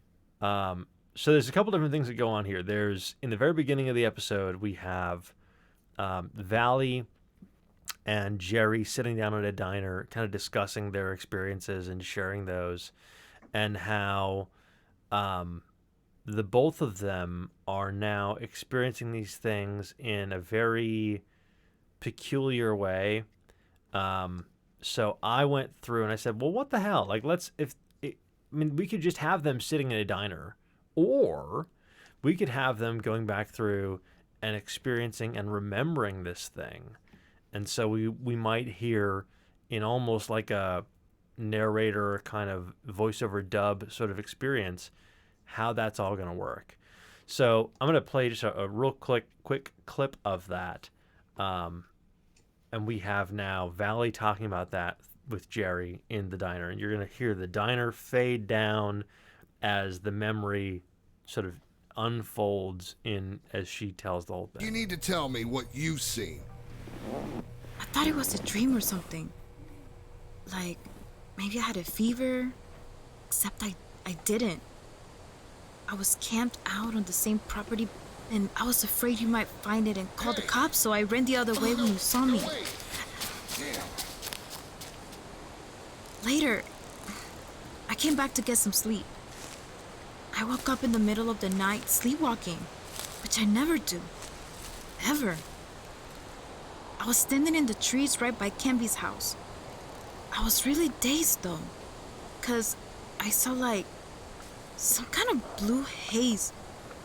It was filling the air by the house. I don't know why I did this. but I walked over to touch it. All of a sudden, it swallowed me up. Like it was all around me. I was choking on it. I tried to pull out of it, but I couldn't find my way. Then, you're gonna think I'm crazy. Some kind of thing was floating in it. But it had, oh my God, squid arms? Tentacles? Right. It had those in the front end, kind of dangling that blue jello. I think I fell down on the ground. When I woke up, I was all muddy. All right. So, again, like, you've got this as an audience member, or rather as a designer, you have to think about how your experience as an audience member is, and really we're going to see ourselves in a large part through the main character, right? So I figured, well, what the fuck? If Valley is recounting this, why can't we watch this? Why can't we see this whole thing? And that turned this whole episode into a much larger, much more ambitious take. So, I mean, it was kind of fun to go, all right, I thought episode 4 was as nuts as we were going to get with the time dilation and lost time and weird shit we're going to do. Now we're going back and we're doing these remembering things, and it fits, it works, right? We get transported from them being in a diner to like being in her head, watching the thing go through and happen. We even later on go back and hear kind of how Jerry experienced his attack with the Githrona back when in the end of was that the season 1 episode 10, I think, of Under the Water? I have a technical question. Yes. How 25 tracks. So how, first of all, how are you sharing that? Is it like, do you just compress the whole shebang and send it to one another, or are you using stems? And 2, because the second part of that question is, how do you communicate like where each stem needs to fit? Do you just say this needs to go at like 1 minute 25, just like Everything spreadsheet counts stuff? from the beginning of the session. So every stem is the same length. It's just all slam to the front, and that's it. Yeah, it's evolved over the course of our communication. Over the course of the season, our workflow has changed pretty dramatically, I think. But it's exactly what Chris said. You know, with varying degrees. Out of it somewhere, right? Yeah, because just a lot of guesswork anyway. So, yeah. Well, because at the same time, right? Because Chris is going in, he's doing a lot of the music design of the whole thing. So he's shifting things in time for his session in Pro Tools, and as one would imagine, different companies are not want to make their stuff perfectly compatible and nice and convenient for another company to go through who happens to be a competitor of theirs to do a thing. So you could theoretically export things on like an industry standard, but we tried that in our first or second episode, and it just didn't work the way that we wanted it to. Would be ideal, but alas, it does not. So yeah, things get exported as stems, but they are track by track stems. They're not exporting as buses, because if we do bus exports, then there's different things that get layered on top of each other. For example, if you're looking at SFX 7 and SFX 6, if Chris is looking at a thing as the showrunner and he goes, man, I like the Githrona vocalization, but I want to move that down a little bit because I think that it really should be earlier on. If I were to merge those down and export those as just the SFX stem, that's smashed on top of each other. You can't shift that. So you really, in this case, we export them as individual tracks all the way through. Which is why there's 25 of them. That's right. There's a lot. But it ends up being, with the cloud and with things like Google Drive, that makes it much, much easier to handle. And then you're just concerned about bandwidth and how fast can you move something up or move something down. I think at least in one scene in that episode, I just took your stereo mix and used that. Did you really? Yeah, I didn't go to the individual takes. I just used the one, because keep in mind that I've also got sound effects and ambience tracks that I've laid in. Yep. Not as many, and each successive episode, I felt more and more at ease just letting Clayton do it. Like, okay, if he does a good job on this, I don't need to nuts. And when we first started, I was like, well, this is the ambience we used in season 1 for this place, so we need to use that ambience again. I kind of, I gave him all those files, and then I just let him choose what he's going to use. So, well, I still use a lot of those. But I add a layer. Yeah. And I point things out occasionally, like, oh, there's this sound that already exists for this. Yep. But I'm always happy when you try something new, and sometimes I don't mention that there's a sound that exists because I want you to try something new, because it's probably going to be better. So, so that's happened a few times. I really specifically really like I like a lot of the stuff you've done. The ocean sounds and the waves and the stillness and all that stuff is fantastic. But I really like the Tromina sound effects. That last section you played, or no, the clip before where I can't remember the 2 characters' names, but they were walking on the island. Yeah, Valley and Jerry. Mm-hmm. With the birds, the distortion on the bird. Yes. Right, and Connor, yeah. God, and that plays so much on our psychology. That's one of the things that I think you have to consider as a creator, what the psychology of your audience is going to be. We all know intuitively what that sounds like and what it should sound like. And when you start hearing a bird or a thing that is so just assumed to be a given, pitch and change differently than you would expect it to be, that grates against your accepted version of reality and feels just weird. And if you do it subtly enough, people go, I don't know what the fuck's happening, but it's not right. And it just changes the whole thing. You get that whole uncanny valley effect. Yeah. Oh, it's wonderful. I love it. That's probably my favorite part about episode 4 is that section is just yeah, I'm really, really proud of that whole. I mean, the whole season I'm really proud of, but that's really, it feels great. All right, so I'm going to shout out to Mr. Duke here, because I don't even know if he was credited in the episode, but he has some acting in here. So I'm just going to let you play this. And this is a section where Valley is recounting her experience as a child. And this changes a little bit in the final version. So this is pre-mix, but keep this in mind. Actually, and this is a little bit behind the scenes how the sausage gets made. I was actually looking for an original versions, like vintage versions of, which is very challenging, by the way, to find vintage and high quality. The two don't typically coexist. Vintage versions of old protests in El Salvador. Found a more recent version that is, it ended up being like, it was real. It was clearly like actual people committing actual crimes, and it was not a comfortable thing. So we did not use that. Dangers of sound design, folks. You find some weird shit in the internet.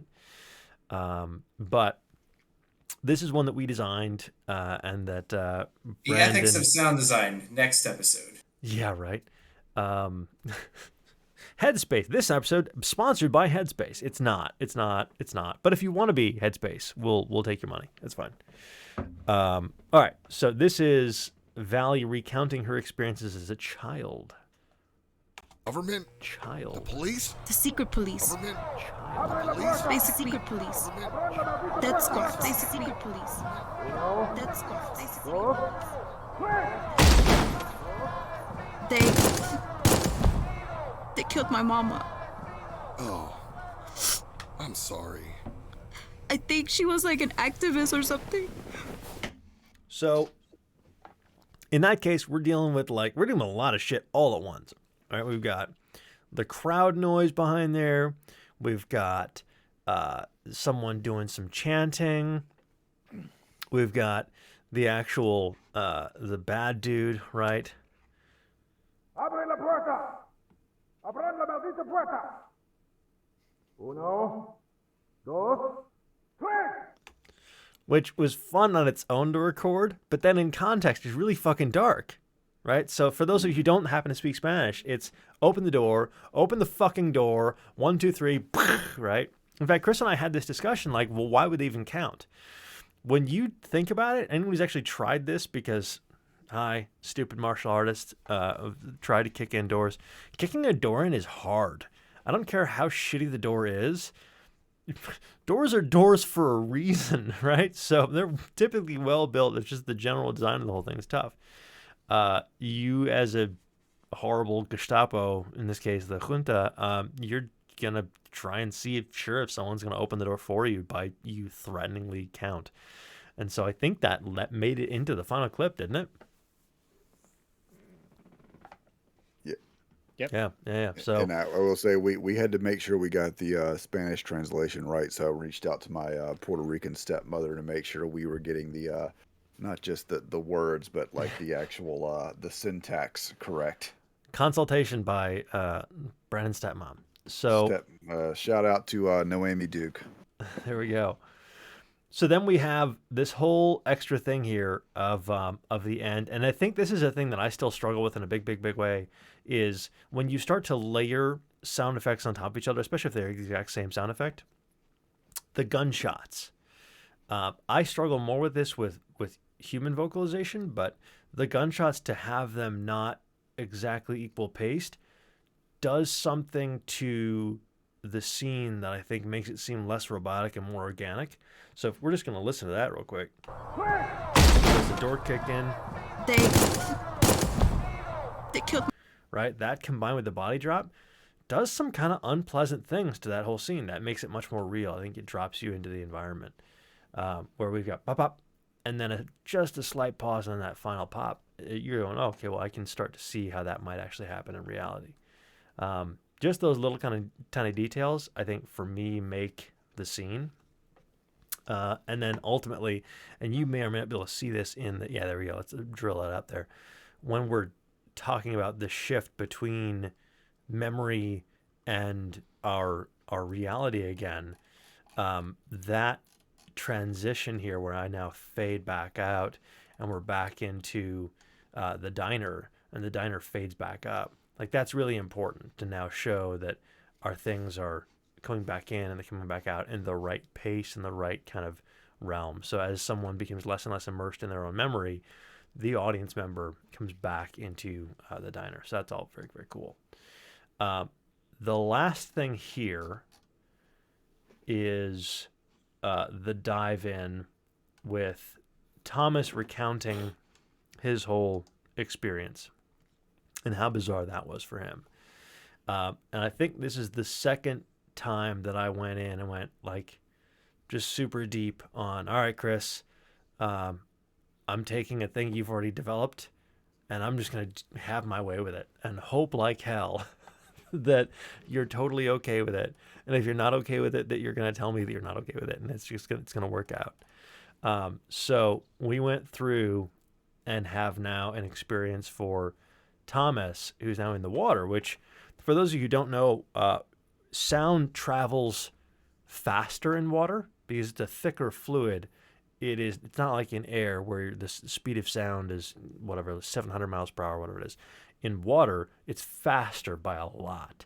Enough such that divers have been permanently injured by sperm whale clicks. They're so loud and they're so aggressive that I think they may have even killed people. That may be just purely anecdotal, but I know that there is actual evidence of them permanently damaging people. And I'm not just talking about ears. I'm talking about like physical, the same kind of experience you would have with explosions, damaging, rupturing internal organs. Sperm whales, very loud. So I looked at that and said to myself, well, okay, the stones, they're loud. They vibrate. They make sound. That in water has got to do some weird shit to things. And so I took and I sort of stretched this out and got kind of weird with it. So I'm going to go ahead and play that right now. And all the weird things that happen with audio and happen with, you're losing a lot of the high end on things, or maybe you're losing the low end or the mid range. But then anyone who's trying to do Foley on this, you're taking a thing that is inherently hydrophobic in that if you put electronics in water, they die. Now you've got microphones and so on that go into water, but they're not really going into water. They're going into water around like some weird capsule that's keeping them fairly safe. And that just, it changes how everything sounds. So that in mind, here is Thomas recounting his memory. Use your wits, sailors. It's a deep dive, but I don't desire to lose any hands today. On the captain's orders, I dove down to investigate a strange red glow, some 50 fathoms beneath us.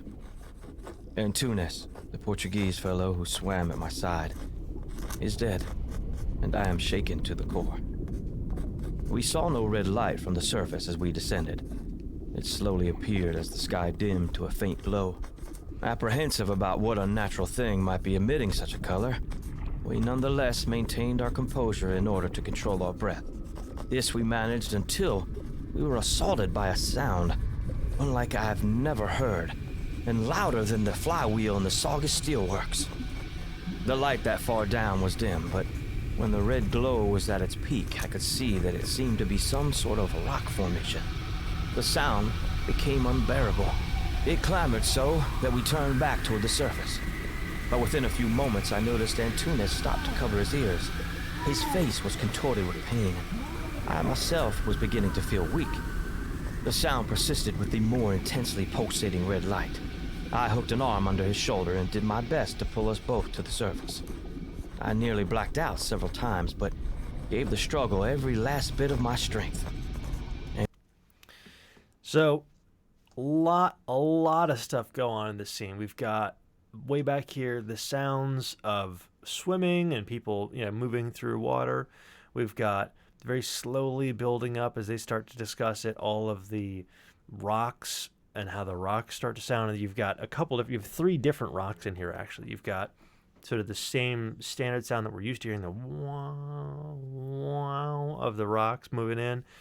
But then you also have sounds that we've only heard a couple different times in Mandible Judy, which is the more sort of weaponized rocks, and then the full-blown mother lodestone, which I think we've only heard once. Is that right, Chris? Trying to think.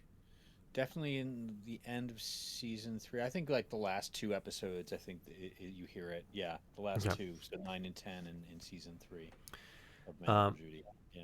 So lots of stuff going on there. But the other thing I want to draw attention to real quick is that this earlier portion where we hear the captain speak, and then we hear the 2 people diving into the water, those the audience has already heard. And so from a kind of a fun thing, and I think an important attention to detail that we need to keep in mind is that as creators, we have enough flexibility while still maintaining the same level of connection. We have to give touch tones. So this happens clearly out of order, where you hear the captain, but then you also hear Winnecombe speak, and you hear a couple other things going on that, for the sake of storytelling, I omitted. But we have this same kind of pacing when you have people diving into the water, and then the cutoff of as the detail gets dropped off, right? Because the ears get covered then by water, and you get less of the high range. But then in addition to that, we have all of multiple different scuba deer sounds where the bubbles are rushing past you. We have the mother lodestone itself. In addition to that, there's a lot of panning that goes on. There's some Dopplering that happens as well here.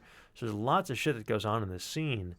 And then I think the other thing that I tried to convey without also losing the audio is that sense of being overwhelmed. And so I think I probably was a little heavy-handed here. I think on the final mix, Chris dialed it back so that it was more clear and obvious what was happening while still keeping, because there's also a lot of music that goes on in this whole thing. There's a ton of things to consider and balance when you're going through this whole thing. And I just think that this scene in particular was probably the most challenging of this episode. Yeah, it's beautiful. Came out great. It was really, it's very, very dense, but in a good way. Yeah. I do feel like it achieves that, overwhelming effect. Mm-hmm. You want it to be overwhelming, but you want to be able to understand what's happening. So, clarity along with intensity is the goal here, I guess. It's a weird balance. Yeah. It's a very weird balance. And then to draw our attention finally to the most recent episode of Under Dead Water, we've got the bar scene. And I think when you're talking about bars in general, it's such a commonplace touchstone to what the vast majority of us have experienced in our lives, that you're going to get a lot of like, oh, that's obvious. Like, that can't be terribly challenging. But if you look at this scene as compared to, for example, episode 4, because that was where the complicated stuff started happening.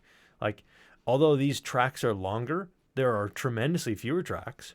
It's a much simpler scene overall. There's not a whole lot going on here, whereas in this one, we've got substantially more tracks, substantially more files, and they're differently spaced, and they're little tiny pieces here and there, little tiny very instantaneous sounds that we get into, right? Like this guy's itty bitty.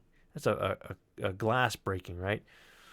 These things are all really, really important and have such a huge impact on the overall sound. So those things that we are most familiar with are frequently also the most challenging to get into. This was a lot of fun to do, and although unfortunately it didn't make it into the final take, I think again the final take is better off. I do want people to have the opportunity to hear the Beatlemania for Casey, because damn it, Casey needs it. Oh yeah, right. That made me laugh out loud when I heard it. I'm so glad. But so completely like I won't say wrong, because in some sense it could have been conceived as right, but let people. Well, the tone it totally shifts the tone. It completely shifts the tone. Yeah. All right, so we've got now at the very beginning, and we're talking about the band doing their introduction, and so Andalusian is in some little tiny town. I say little tiny, it's not little tiny. It's in New Jersey. Well, fuck it, I'll let the scene speak for itself, and I think everyone on the stream will hear when the thing happens. Leave some of the crazy. Oh, hold on, I gotta get back to the actual spot. And here we go.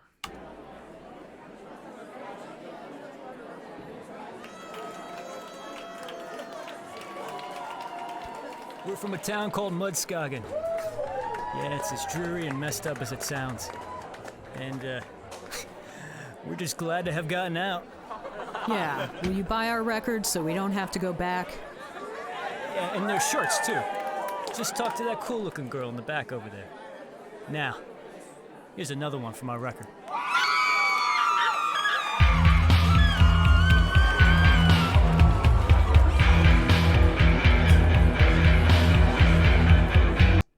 All right. I just love, especially because it's just a single voice that really cries out from there. I just love the idea of some absolute fangirl stalker who's now come out to see Casey. This is her reacting. Well, luckily you had several layers of screams. Oh yeah. And there was one that was a little less, Beatlemania, and a little bit more like just a little overzealous, but not crazy overzealous. And I used that one. I just kind of muted the one that was super, Beatlemania scream. Yeah. And my reasoning was that this is a goth band, and goth fans just don't do that. It's like an 80s goth band, basically. Not straight up goth, but basically pretty dark material, right? So I don't think that their fans would be the type to get that excited, but anyway, it would blow their cool, man. It would totally blow their cool. I mean, it's very possible that there was some whatever collegiate, college girl there or guy or with a high voice, I don't know, that just was way overzealous. Yeah. But yeah, I think it made more sense to have it a little bit muted. So was that a fully friend agree. that you sourced that scream from, or was that No. another just freebie? That was not a freebie. That was so we subscribe, and this is not sponsored, but I love the company SoundSnap. We use SoundSnap a lot. Their library is extraordinarily vast. It's not all good, but it's enough good that it works. And so a lot of what I'll source from that. But then, of course, we do have a tremendous amount of additional barflies that we re-recorded in here. Some of those were me. Some of those were just other people that we knew. And that adds to the verisimilitude, so to speak. And what's interesting, and this is another piece to talk about here is like when we produce a thing and I send that over to Chris, I have all the trust in the world. And this is, I think, a challenging thing. I think where a lot of creatives will struggle. I have all the trust in the world that when Chris puts together a thing, whatever I've given him is raw material from my point of view. And what comes out the other end is the finished product.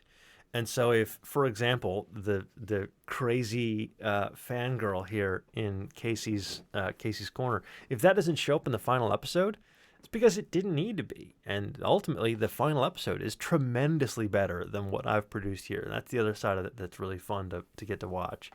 And I'm not doing that to stroke Chris's ego. I legitimately believe that. I think that is an essential portion of any partnership or of any creative endeavor, is that when you pair with somebody, you go, okay, I just have to accept the fact and realize that I cannot be, nor do I want to be, an expert in every element of what I'm going in for. Can't even imagine the amount of pressure. And it's very understanding and decent of you. I wonder whether it would work as smoothly if the roles were reversed. I think it would. I have a really hard time letting go of things, but yeah, I mean, I've been around and I've had enough work just shit on by clients that I'm like, okay.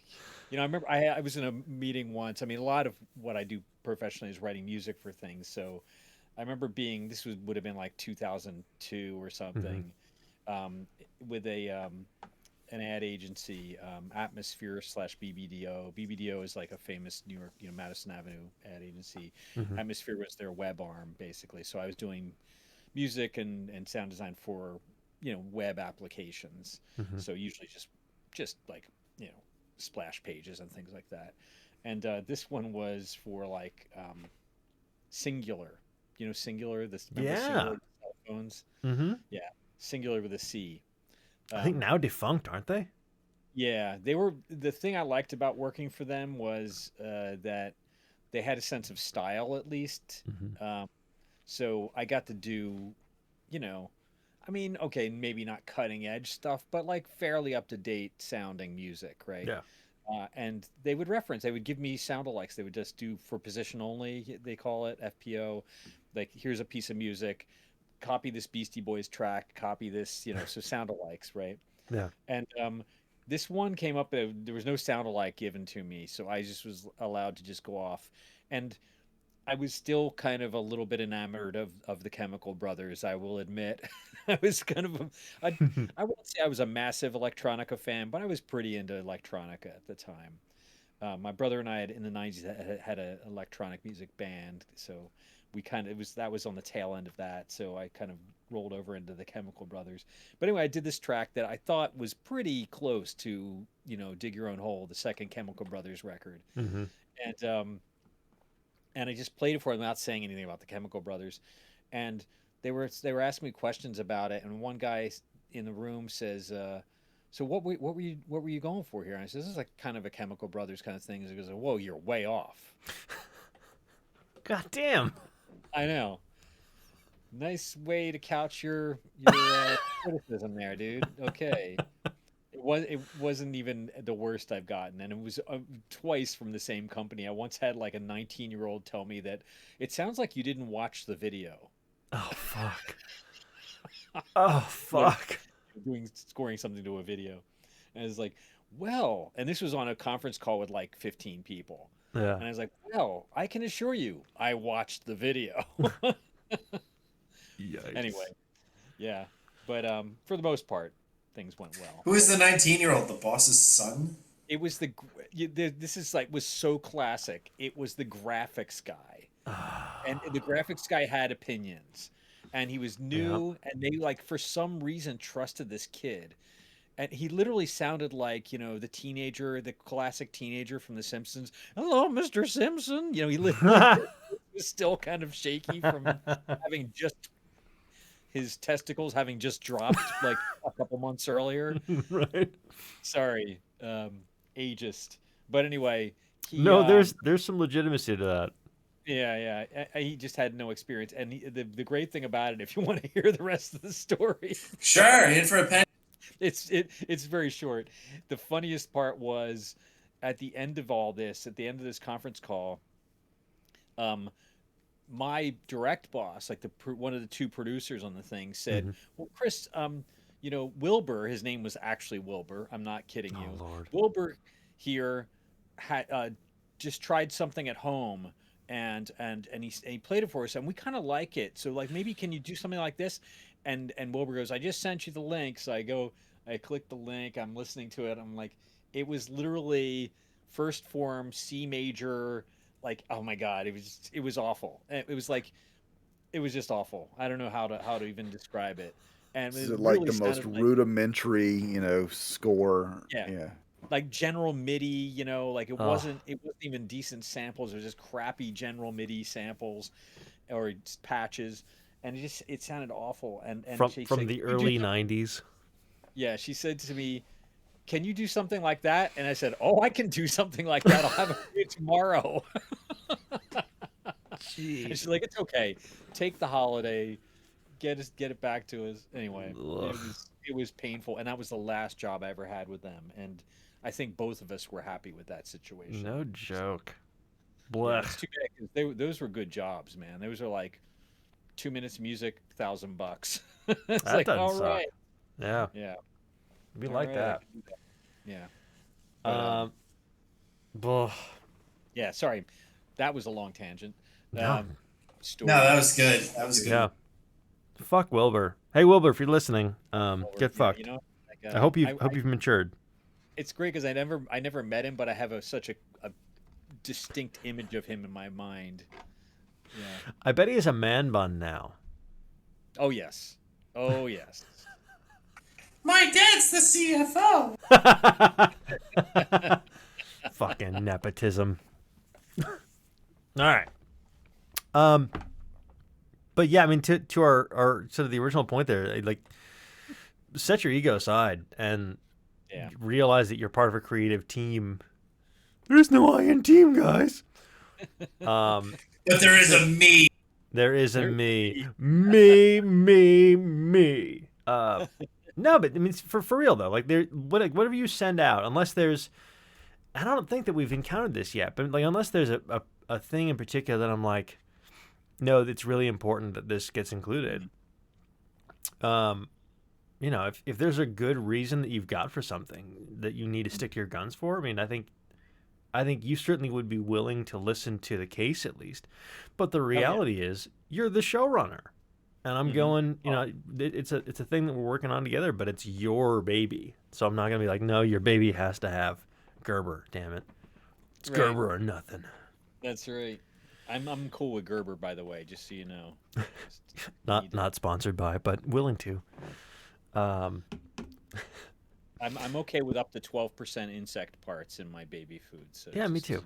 Well, look, it's crude protein, man. Anyone who wants to shit on protein. Mandible Judy, 100%. There you go. I'm up to 12% mandibles. Exactly. Keratin's good for you. Yeah, they bite you while you're eating it. It's great. Mealworms. Eat you back. They'll bite you. Bite the head off first. I'm glad to know that. I mean, I've never tried them. They are a delicacy. Well, I don't know if they're a delicacy. The more you know. In Mexico. Bite the head off. In plastic bags with like a whole bunch of paprika. It's all shaken up, and you can. Yeah, but I think those guys are dead. I think. Yeah, they are very much dead. They're just crunchy little bits of what. Those guys put worms in everything. Tequila. You're just making me think of that episode of The Next Generation where Will Riker is sitting in that like room of all these other like head honchos at like admirals of Starfleet who have been taken over by the bug with the thing in the back of the neck. Yeah. I love that. And they all get served. They take the lid off, and it's like a bowl of mealworms. He's like, I'm not really hungry. Yep. And I was watching some panel with like the cast of the Next Gen, and Frakes of course says, "You always made me eat the weird food. I had to eat all the Klingon food, and mine was the only bowl of actual mealworms. Everybody else at the table had prop mealworms except for me." Poor Frakes. Have you ever been sitting in front of your cast table and they take off your craft lid and it's just mealworms? Thanks, Jonathan. Yeah. All right. So onto the follow-up scene from that where they're now after. Now, Chris, did you ever decide, are they still at the club or have they gone off to a separate bar at this point? I never really decided because here's what it comes down to for you guys. The Capitol Theater in Passaic, New Jersey, was a real place in the probably from the 50s or something, but it was still existing in the 80s, and I saw bands play there, right? So I knew it, but I couldn't remember whether there was a bar in the venue. I don't think there was. I think it was very much a theater kind of situation. And you went out, and then so this could play either way. We talked about this. It could play that they're still in the theater and they're at the bar in the theater, or it could play that because there's another scene in between, right? They could have left and gone to a bar nearby. So I didn't decide because I didn't feel like I had to. Always, whenever you don't have to make a decision, it's a good day. Exactly. Don't make said decision. Just leave it up to the audience. And I mean, I fully agree. I think that's. Don't sweat the small stuff. That's one of the small stuffs. Yeah. I think because the audience is going to make that assumption. It's the same reason that you don't show your monster unless you absolutely have to. And it better be fucking good, right? So, right. So here's the next scene, and there's a ton of stuff that happens in here, and there's a lot of things that did or didn't necessarily make it into the final mix, either because there's a lot going on, or because some of it is just so quiet that I think there's a certain amount of energy you do want to spend on the background stuff. So I recorded a bunch of barflies, like I said earlier. And those things, I think, add to the overall because someone's going to hear it and it's going to catch their ear for that particular thing. Some of it's not going to be caught, and you just kind of have to be at peace with that. But I'll go ahead and just play it on here. The beer just tastes better when it's free. Yeah, could I get a Jack and Coke? I'll have one of those too. That set was really shit. What the hell, man? Come on. Sorry, he's wasted. Why you always gotta be such an ass, Eric? Crap, boys. It wouldn't be New Jersey without him, though. Asshole! God, I love this place. But it wasn't shit, right? Was that false start really obvious? So even in that little piece there, like there's from the fountain machine, which is such a specific sound, it's sort of a pain in the ass to find. It's a soda gun. To like the pairing of, because none of these were, these were all ad-libbed, the barflies. I didn't tell anyone what to record. They just recorded whatever. And then, the Hedgie shouting, asshole, followed by a guy who we work with on occasion, Matt Robertson, saying, God, I love this place. Like, just that, I think everyone's been in that environment before and had some shit happen at a bar where you're like, God, there's a reason I come here.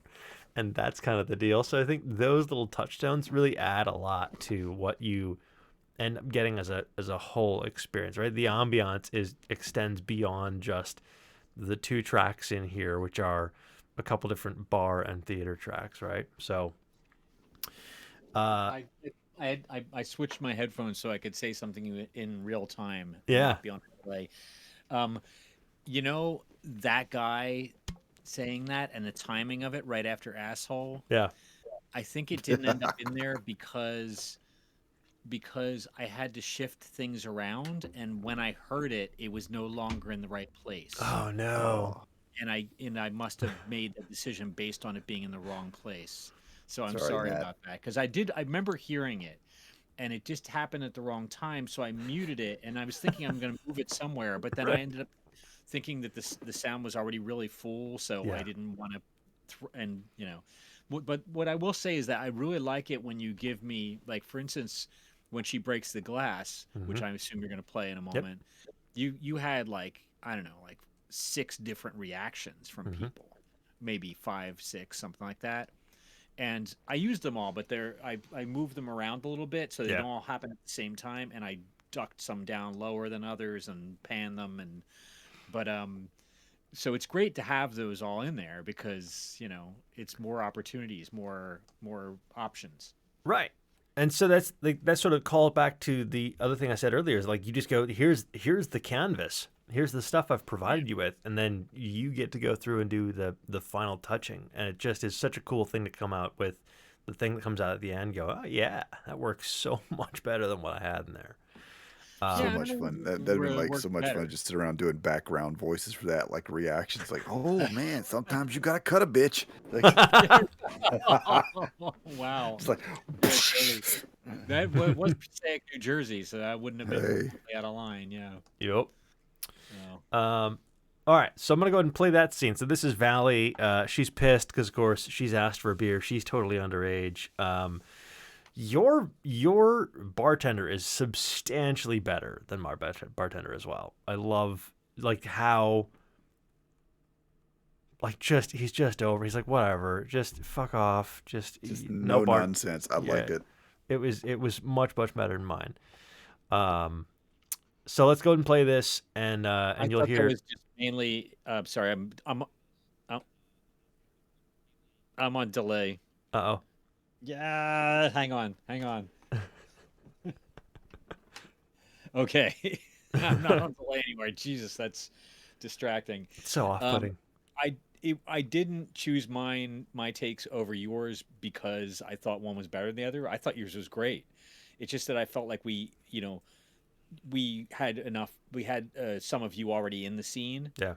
And it too many of the same voices start to sound too much alike. Even though you did a pretty good job of making them sound different, you could still hear the tonality a bit. At least to me, I could, and so I decided I wanted to replace it. But anyway, yeah. I still think yours is superior. And again, that's not me stroking your ego. That's me going, no, I think this just ends up being a better overall take. All right, so let's go ahead and play this. It's Valley who wants a beer, is not getting a beer, as so many of us have tried being underage at a bar.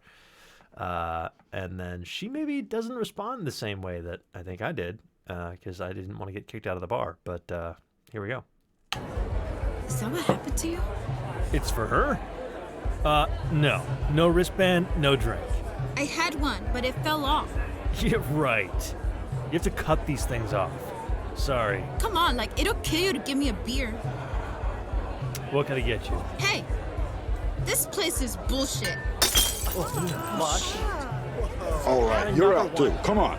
Wait, she didn't mean to spill it. I'm so proud of my smooth move, X-Lax. I'm so glad that made it in the final take. I'm pretty sure that's anachronistic too, because I don't think that the smooth move X-Lax wasn't until the 90s. But that was a thing that people said. I've never heard that. It 100% was, yep. It may have been a regional thing to Chicago, but yeah, smooth move X-Lax was absolutely a thing. That's amazing. It was copying some horrible commercial for literally X-Lax. But yeah, that was the oh shit yourself. Wow.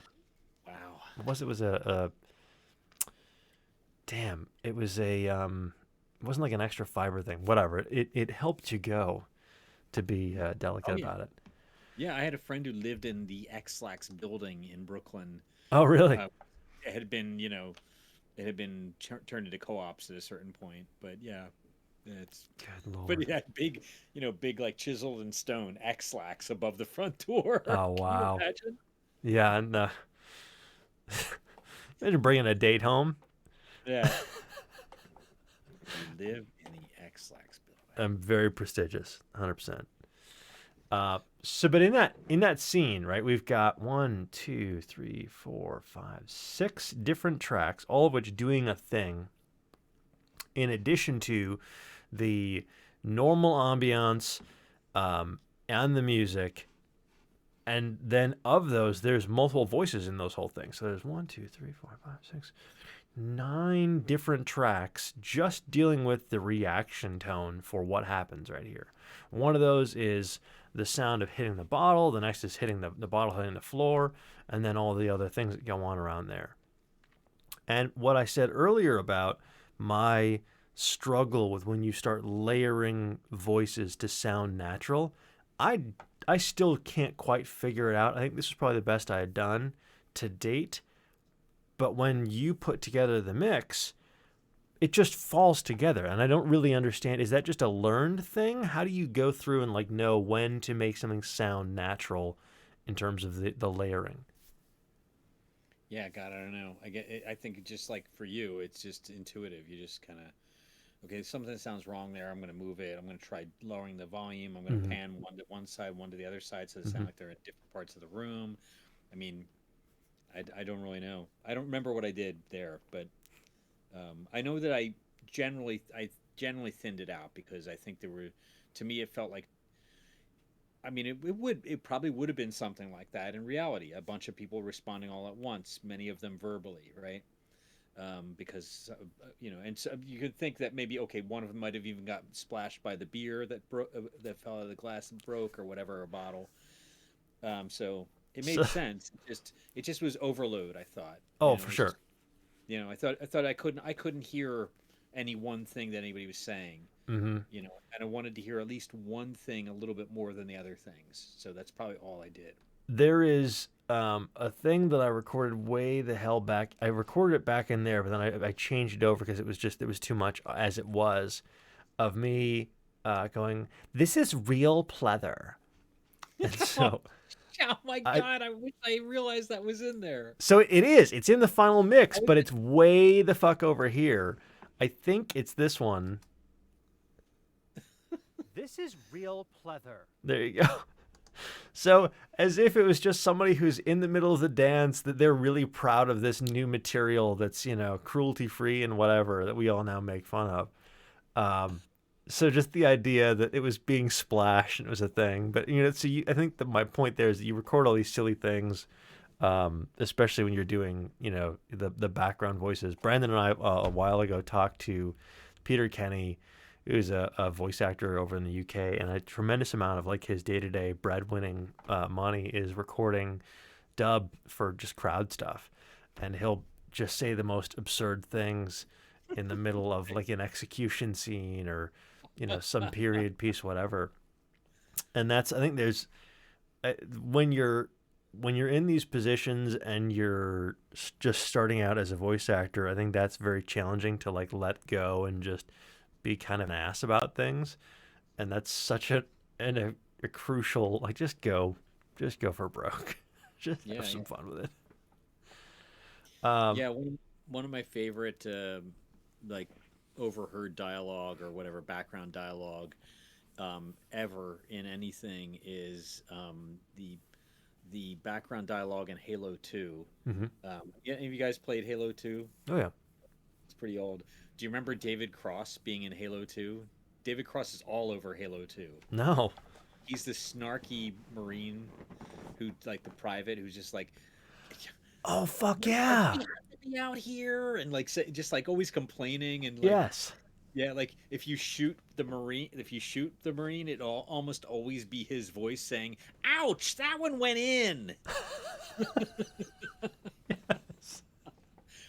Or like, in fact, there was so much of it that in this Spartan life, we actually did a quote interview with David Cross, which was literally just me asking him questions and him responding. From his background dialogue from Halo. We just cornered that Marine in like a room, and like I just would nudge him every now and then just to get the line, or I'd punch him or something, and he'd say something ridiculous, like something like, are you mentally undressing me with your mind? You know, it's just like God. weird, just totally weird shit. Oh no, what was it? It was like, if you want me to undress, just say so. That's what it is. They're completely absurd lines that make, like, I guess if you're like, the AI will notice if your character is looking at them for too long. Yeah. And it'll start to say things to you, right? And they usually have to do with, you looking at someone too long. So like, Sure. take a picture, it lasts longer. A better version of that is, if you want me to undress, just say so. Anyway, it's full of amazing lines, and I love it.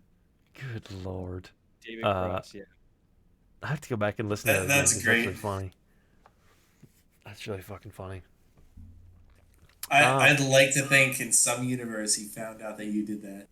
I wish. I think I might have tagged him on Twitter when we put that one up. I don't remember. It was like, would have been like 2014 probably, 2013 or 2014. And I think I tagged him on Twitter and I didn't get any response. Fucking but shame. I was a little worried because I could have gotten in trouble with Microsoft for calling attention to that, and and using his dialogue, because I wasn't supposed to use any actual sounds from their game. Oh, no? But I couldn't use the sound, yeah. Bizarre. So I had to recreate a lot of the sound design. Anyway, sorry. No, you're fine. So, and then I think the other thing that I want to call out here real quick is just the transition from the club into the outside. And it's really important, I think, from that point of view, really just from a material science standpoint, to understand what materials do to sound. And in a lot of situations, you're going to be saved by whatever your software is. Let's see if you can see this here. Am I getting special? I'm not going to be able to pull it up right now. When you're in the middle of a lot of these DAWs, they'll give you specific presets or tools. And it's important, I think, to pay attention to those presets, but not to feel bound by them. So when you are leaving a club, or when you're going through glass, or you're going through some material, you're going to lose a tremendous amount of the high-end frequencies, because it gets stopped by whatever material that sound has to pass through. So I think from a sound design standpoint, from a believability standpoint, just because we've had however many years we've been alive listening to the world around us to understand intuitively what things should and shouldn't happen, you got to kind of think about those things when you're doing recording. And so we go from being inside the club to being outside the club, and then when doors open, the sound changes and all those things. So I'm going to go and just hit play here. About that last song? Oh, hold on. We're going to right there.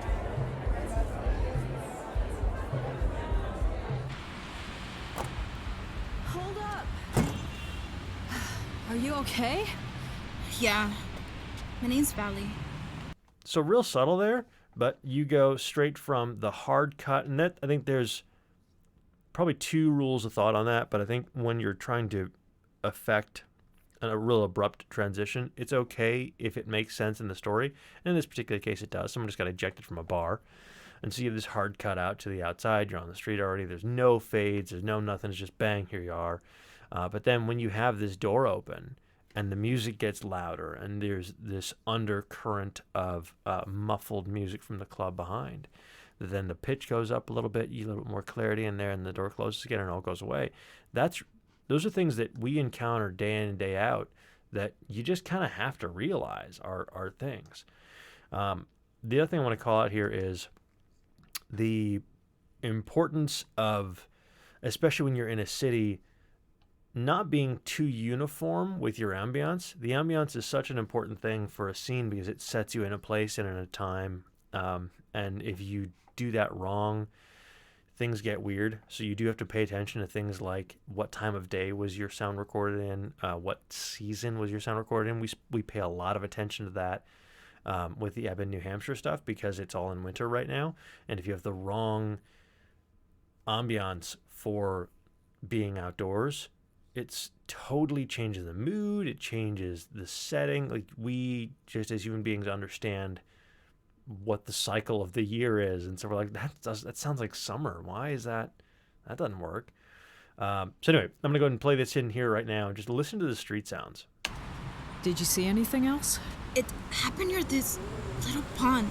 Some guy chased me away, but I went back and saw some really crazy shit. I mean, like, this thing floating in the air. Oh, shit. Right, so you could see that, the hissing air brake of a bus as a bad thing, but it puts you in such a specific place. You go, fuck it, that's a thing that I'm not going to take out. I'm going to make sure that stays in there because I think that it places you in, again, that place in time. You're in a city. We've all been on a city sidewalk, walking down and hear the buses going by and stopping to pick people up or whatever. And I think that just works. And so when you're going through and you're tracking down your audio, I mean, I think that it's important to find some variety in what you're pulling in. The other thing that you're going to hear in there is some additional wind sound. So there are 3 separate ambient tracks in here. I don't typically do more than 3 because I think 3 is pretty busy as it is. And I will pitch up and pitch down, or as you can see here, I'm playing with some keyframes on where the volume of things is happening to make that wind sound come up higher and to make it seem colder and more brutal. So when Valley is at the end of this whole thing and, you know, we're right at the tail end and she's bidding goodbye all of the people that she's been talking to, we make it feel colder because we've all experienced that feeling of the wind whipping by and biting their ear or biting the back of our neck or, you know, flying up the back of our shirt, whatever the case is. And that just feels lonelier. So to include that kind of thing I think is really important. I wish I could come see you again in New York. You guys are so good. All right, so See, real quiet on I it, got but the then you shirt. start to hear it come on. Hey, thanks. Well, it was good to meet you. Yeah, see ya. Take care of yourself. And call Hedgie so we can stay in touch. Cool. Yeah. Bye. Damn, it's cold. And we could have just Valley say, damn, it's cold. And we, as an audience, would believe it. But having the wind cut in there as well, for anyone who's walked through a city street, especially in the wintertime, and had those corridors of wind that just haul ass through between streets, it hits you, and it's something else. That does a lot to us mentally because we're so used to that kind of experience of cold and the experience of cold and of that loneliness there. So that helps a lot there too as well. Chris, what do you think? Because you've got some pretty great thoughts on this in terms of how much to feed to an audience member through their ears. Sorry, that my speaker's on. Could you repeat the question? Because I had to change headphones while you were saying it. So how much do you feel is appropriate to feed an audience member through their ears before you're just going to lose signal to noise? Yeah. I have. This is something I teach in my sound design class. I was really sad last semester because they canceled my sound design class for the semester because there weren't enough people enrolled. But I did get 2 other classes, which was good. Walter Murch, I won't go on too long about this, and I could go on for a whole class length, 2 hours and 40 minutes, and I have. But Walter Murch, who is an editor, wrote a book called In the Blink of an Eye. He edited a lot of films. I mean, he's very famous and very experienced, including like Apocalypse Now and things like that. He's also a sound designer, and he was the sound designer on Apocalypse Now as well. He wore many hats. He has something he calls the rule of 2.5, and it's based on this theory that basically there's a spectrum of sound, the way our brain processes sound. Different parts of our brain process different types of sound. And he breaks it into basically hot and cold. So on the hot end is what he calls encoded sound, which is things like speech. And then the other end, the far end of the other spectrum would be music. It's embodied sound, where it doesn't speak to you, unless it has lyrics, of course, but just pure instrumental music speaks to you on an emotional level, and you don't have to decode it at all. Mm-hmm. It just speaks to you. You just feel it, right? The same can be said of like wind, rain. Atmospheric effects tend to be on the colder end of the spectrum, or that embodied end of the spectrum, and then like things like footsteps would be closer to the encoded end of the spectrum because they basically give you specific information. Someone is coming, they're walking down a really echoey hallway, they're walking on a carpeted floor, like all these things your brain has to figure out when they hear, right? Sort of point in time kind of information. Yeah, and so that really differentiates the way your brain processes those two types of sounds. And there's a lot of sounds in the middle, obviously, that are a little bit of both, which he calls centaur sounds. I love that, half man, half horse kind of thing. But those would be like things like certain sound effects, I don't know, fist fight, like it's somebody fighting, but it's so fast and weird. It's more ambient, so it's kind of somewhat embodied, or things like that. A siren, that's very much an encoded sound. We automatically think danger, we think trouble, right? So anyway, his theory is that you can't have more than 2.5 of any one of those two types of sounds. You can have multiple. You can have them layered together, so you can have 2.5 embodied sounds happening at the same time, and 2.5 encoded sounds. Our brain has particular trouble with multiple encoded sounds because it's harder to pick up, to understand encoded sounds because they identify specific things. Yeah. So if you have more than 2.5 people talking, and he says a half because he did a bunch of experimentation and he decided that the place between 2 and 3 is where our brain starts to check out. So if you hear 2 of something, you can deal with it, like 2 people talking at the same time. If you hear 3 people talking at the same time, you're going to basically drop some of the information from one of them at different times. It's like losing voices in polyphony, right? In a software program.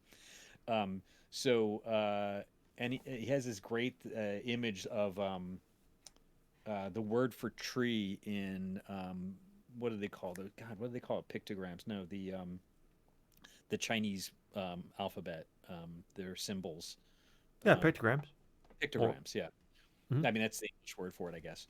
So in pictograms, the Chinese word for tree looks like a tree. I mean, it's it's a word, but it's a individual symbol that looks like a tree. Yeah. Then the image, the pictogram for forest is 3 trees, because something happens between 2 and 3 in our brain that goes from 2 of the same thing, easy for the brain to process, to many things. It just generally becomes many. The brain doesn't say, I mean, okay, we can see 3 of something, right? But if you're talking about sound, it's a lot less tangible. Yeah. So it becomes many voices as opposed to a specific number of voices. So anyway, I base everything I do in mixing on that, and I try to remember not to break that rule. There was another corollary to this about footsteps, which is really fascinating. Oh yeah, numbers of sounds happening within close proximity to each other. I know it. Yeah, it was the rule of 2.5. He did the sound for THX 1138. The George Lucas sci-fi movie from like early in his career, right? Wait, THX is not Lucas. It's it's Lucas. It is. Yeah. There's this. Do you remember the scene where Robert Duvall is being interrogated by the robot police guards or whatever they're supposed to be? So he's got like these heavy boots, and they're walking around on the floor, and they're making these really loud, kind of robotic, kind of footstep sounds. And there's one of them circling around him, and he's got the footsteps for that, and he had to like literally record this on tape and cut the tape and move, synchronize bits of tape with this guy in the frame. Then a second guy comes in the room, and he puts another layer of footsteps in there for the second guy. Everything's synced to the guy's footsteps. Then a third guy comes in, and he realized that it suddenly became unreadable. Like none of the footsteps, it didn't matter if any of them were in sync anymore, because you just heard many footsteps and you saw many people, and that's all that mattered. So yeah, so that's a kind of a corollary to or another way of reading the rule of 2.5. So that's a very long-winded answer. Boy, you didn't ask for that. But I asked for exactly that, as it happens. So I think it's challenging to put that into practice, though. I mean, I think that the only thing that you can do is to do it and to get feedback. Yeah. Yeah. We'll get. I mean, hopefully you've done this enough times, and I think you and I have. And Brandon, where you can, listen to it and trust your judgment to a certain degree. And if you can't, then you ask a friend to listen to it. Luckily, we have each other. We can. Does this work?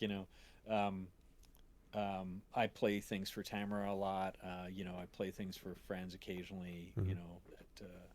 That I'm not certain about, and it helps a lot to have another opinion. Because man, I mean, things like that, I have a lot easier time judging on my own and trusting my own judgment than I do with things like tone.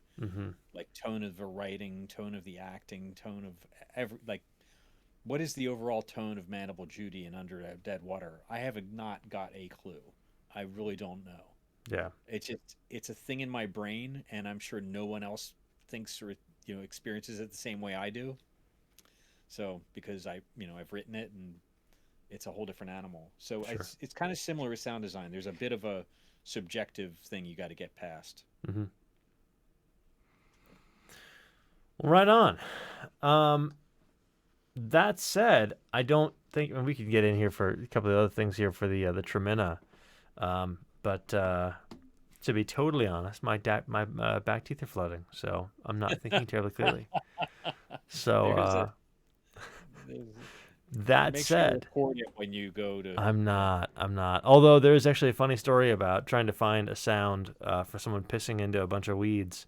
That's a very hard find, or a very hard sound to find. Wow. You wouldn't imagine, but the Foley for that's very challenging. And it's very fun sound of Foley. But that said, folks, it's been fantastic. We're at about 2+ hours here, so I think we should wrap. Yeah, let's call it. Thanks, folks, for being in the chat. Next time, chat with us and give us some questions if you can think of any. And how? Or just say hi. We'd love to hear or read people's thoughts and words. For sure. Yeah, guys, thanks. Clem Fandango, have a good night. I'm sorry I missed a couple calls from you. We gotta catch up.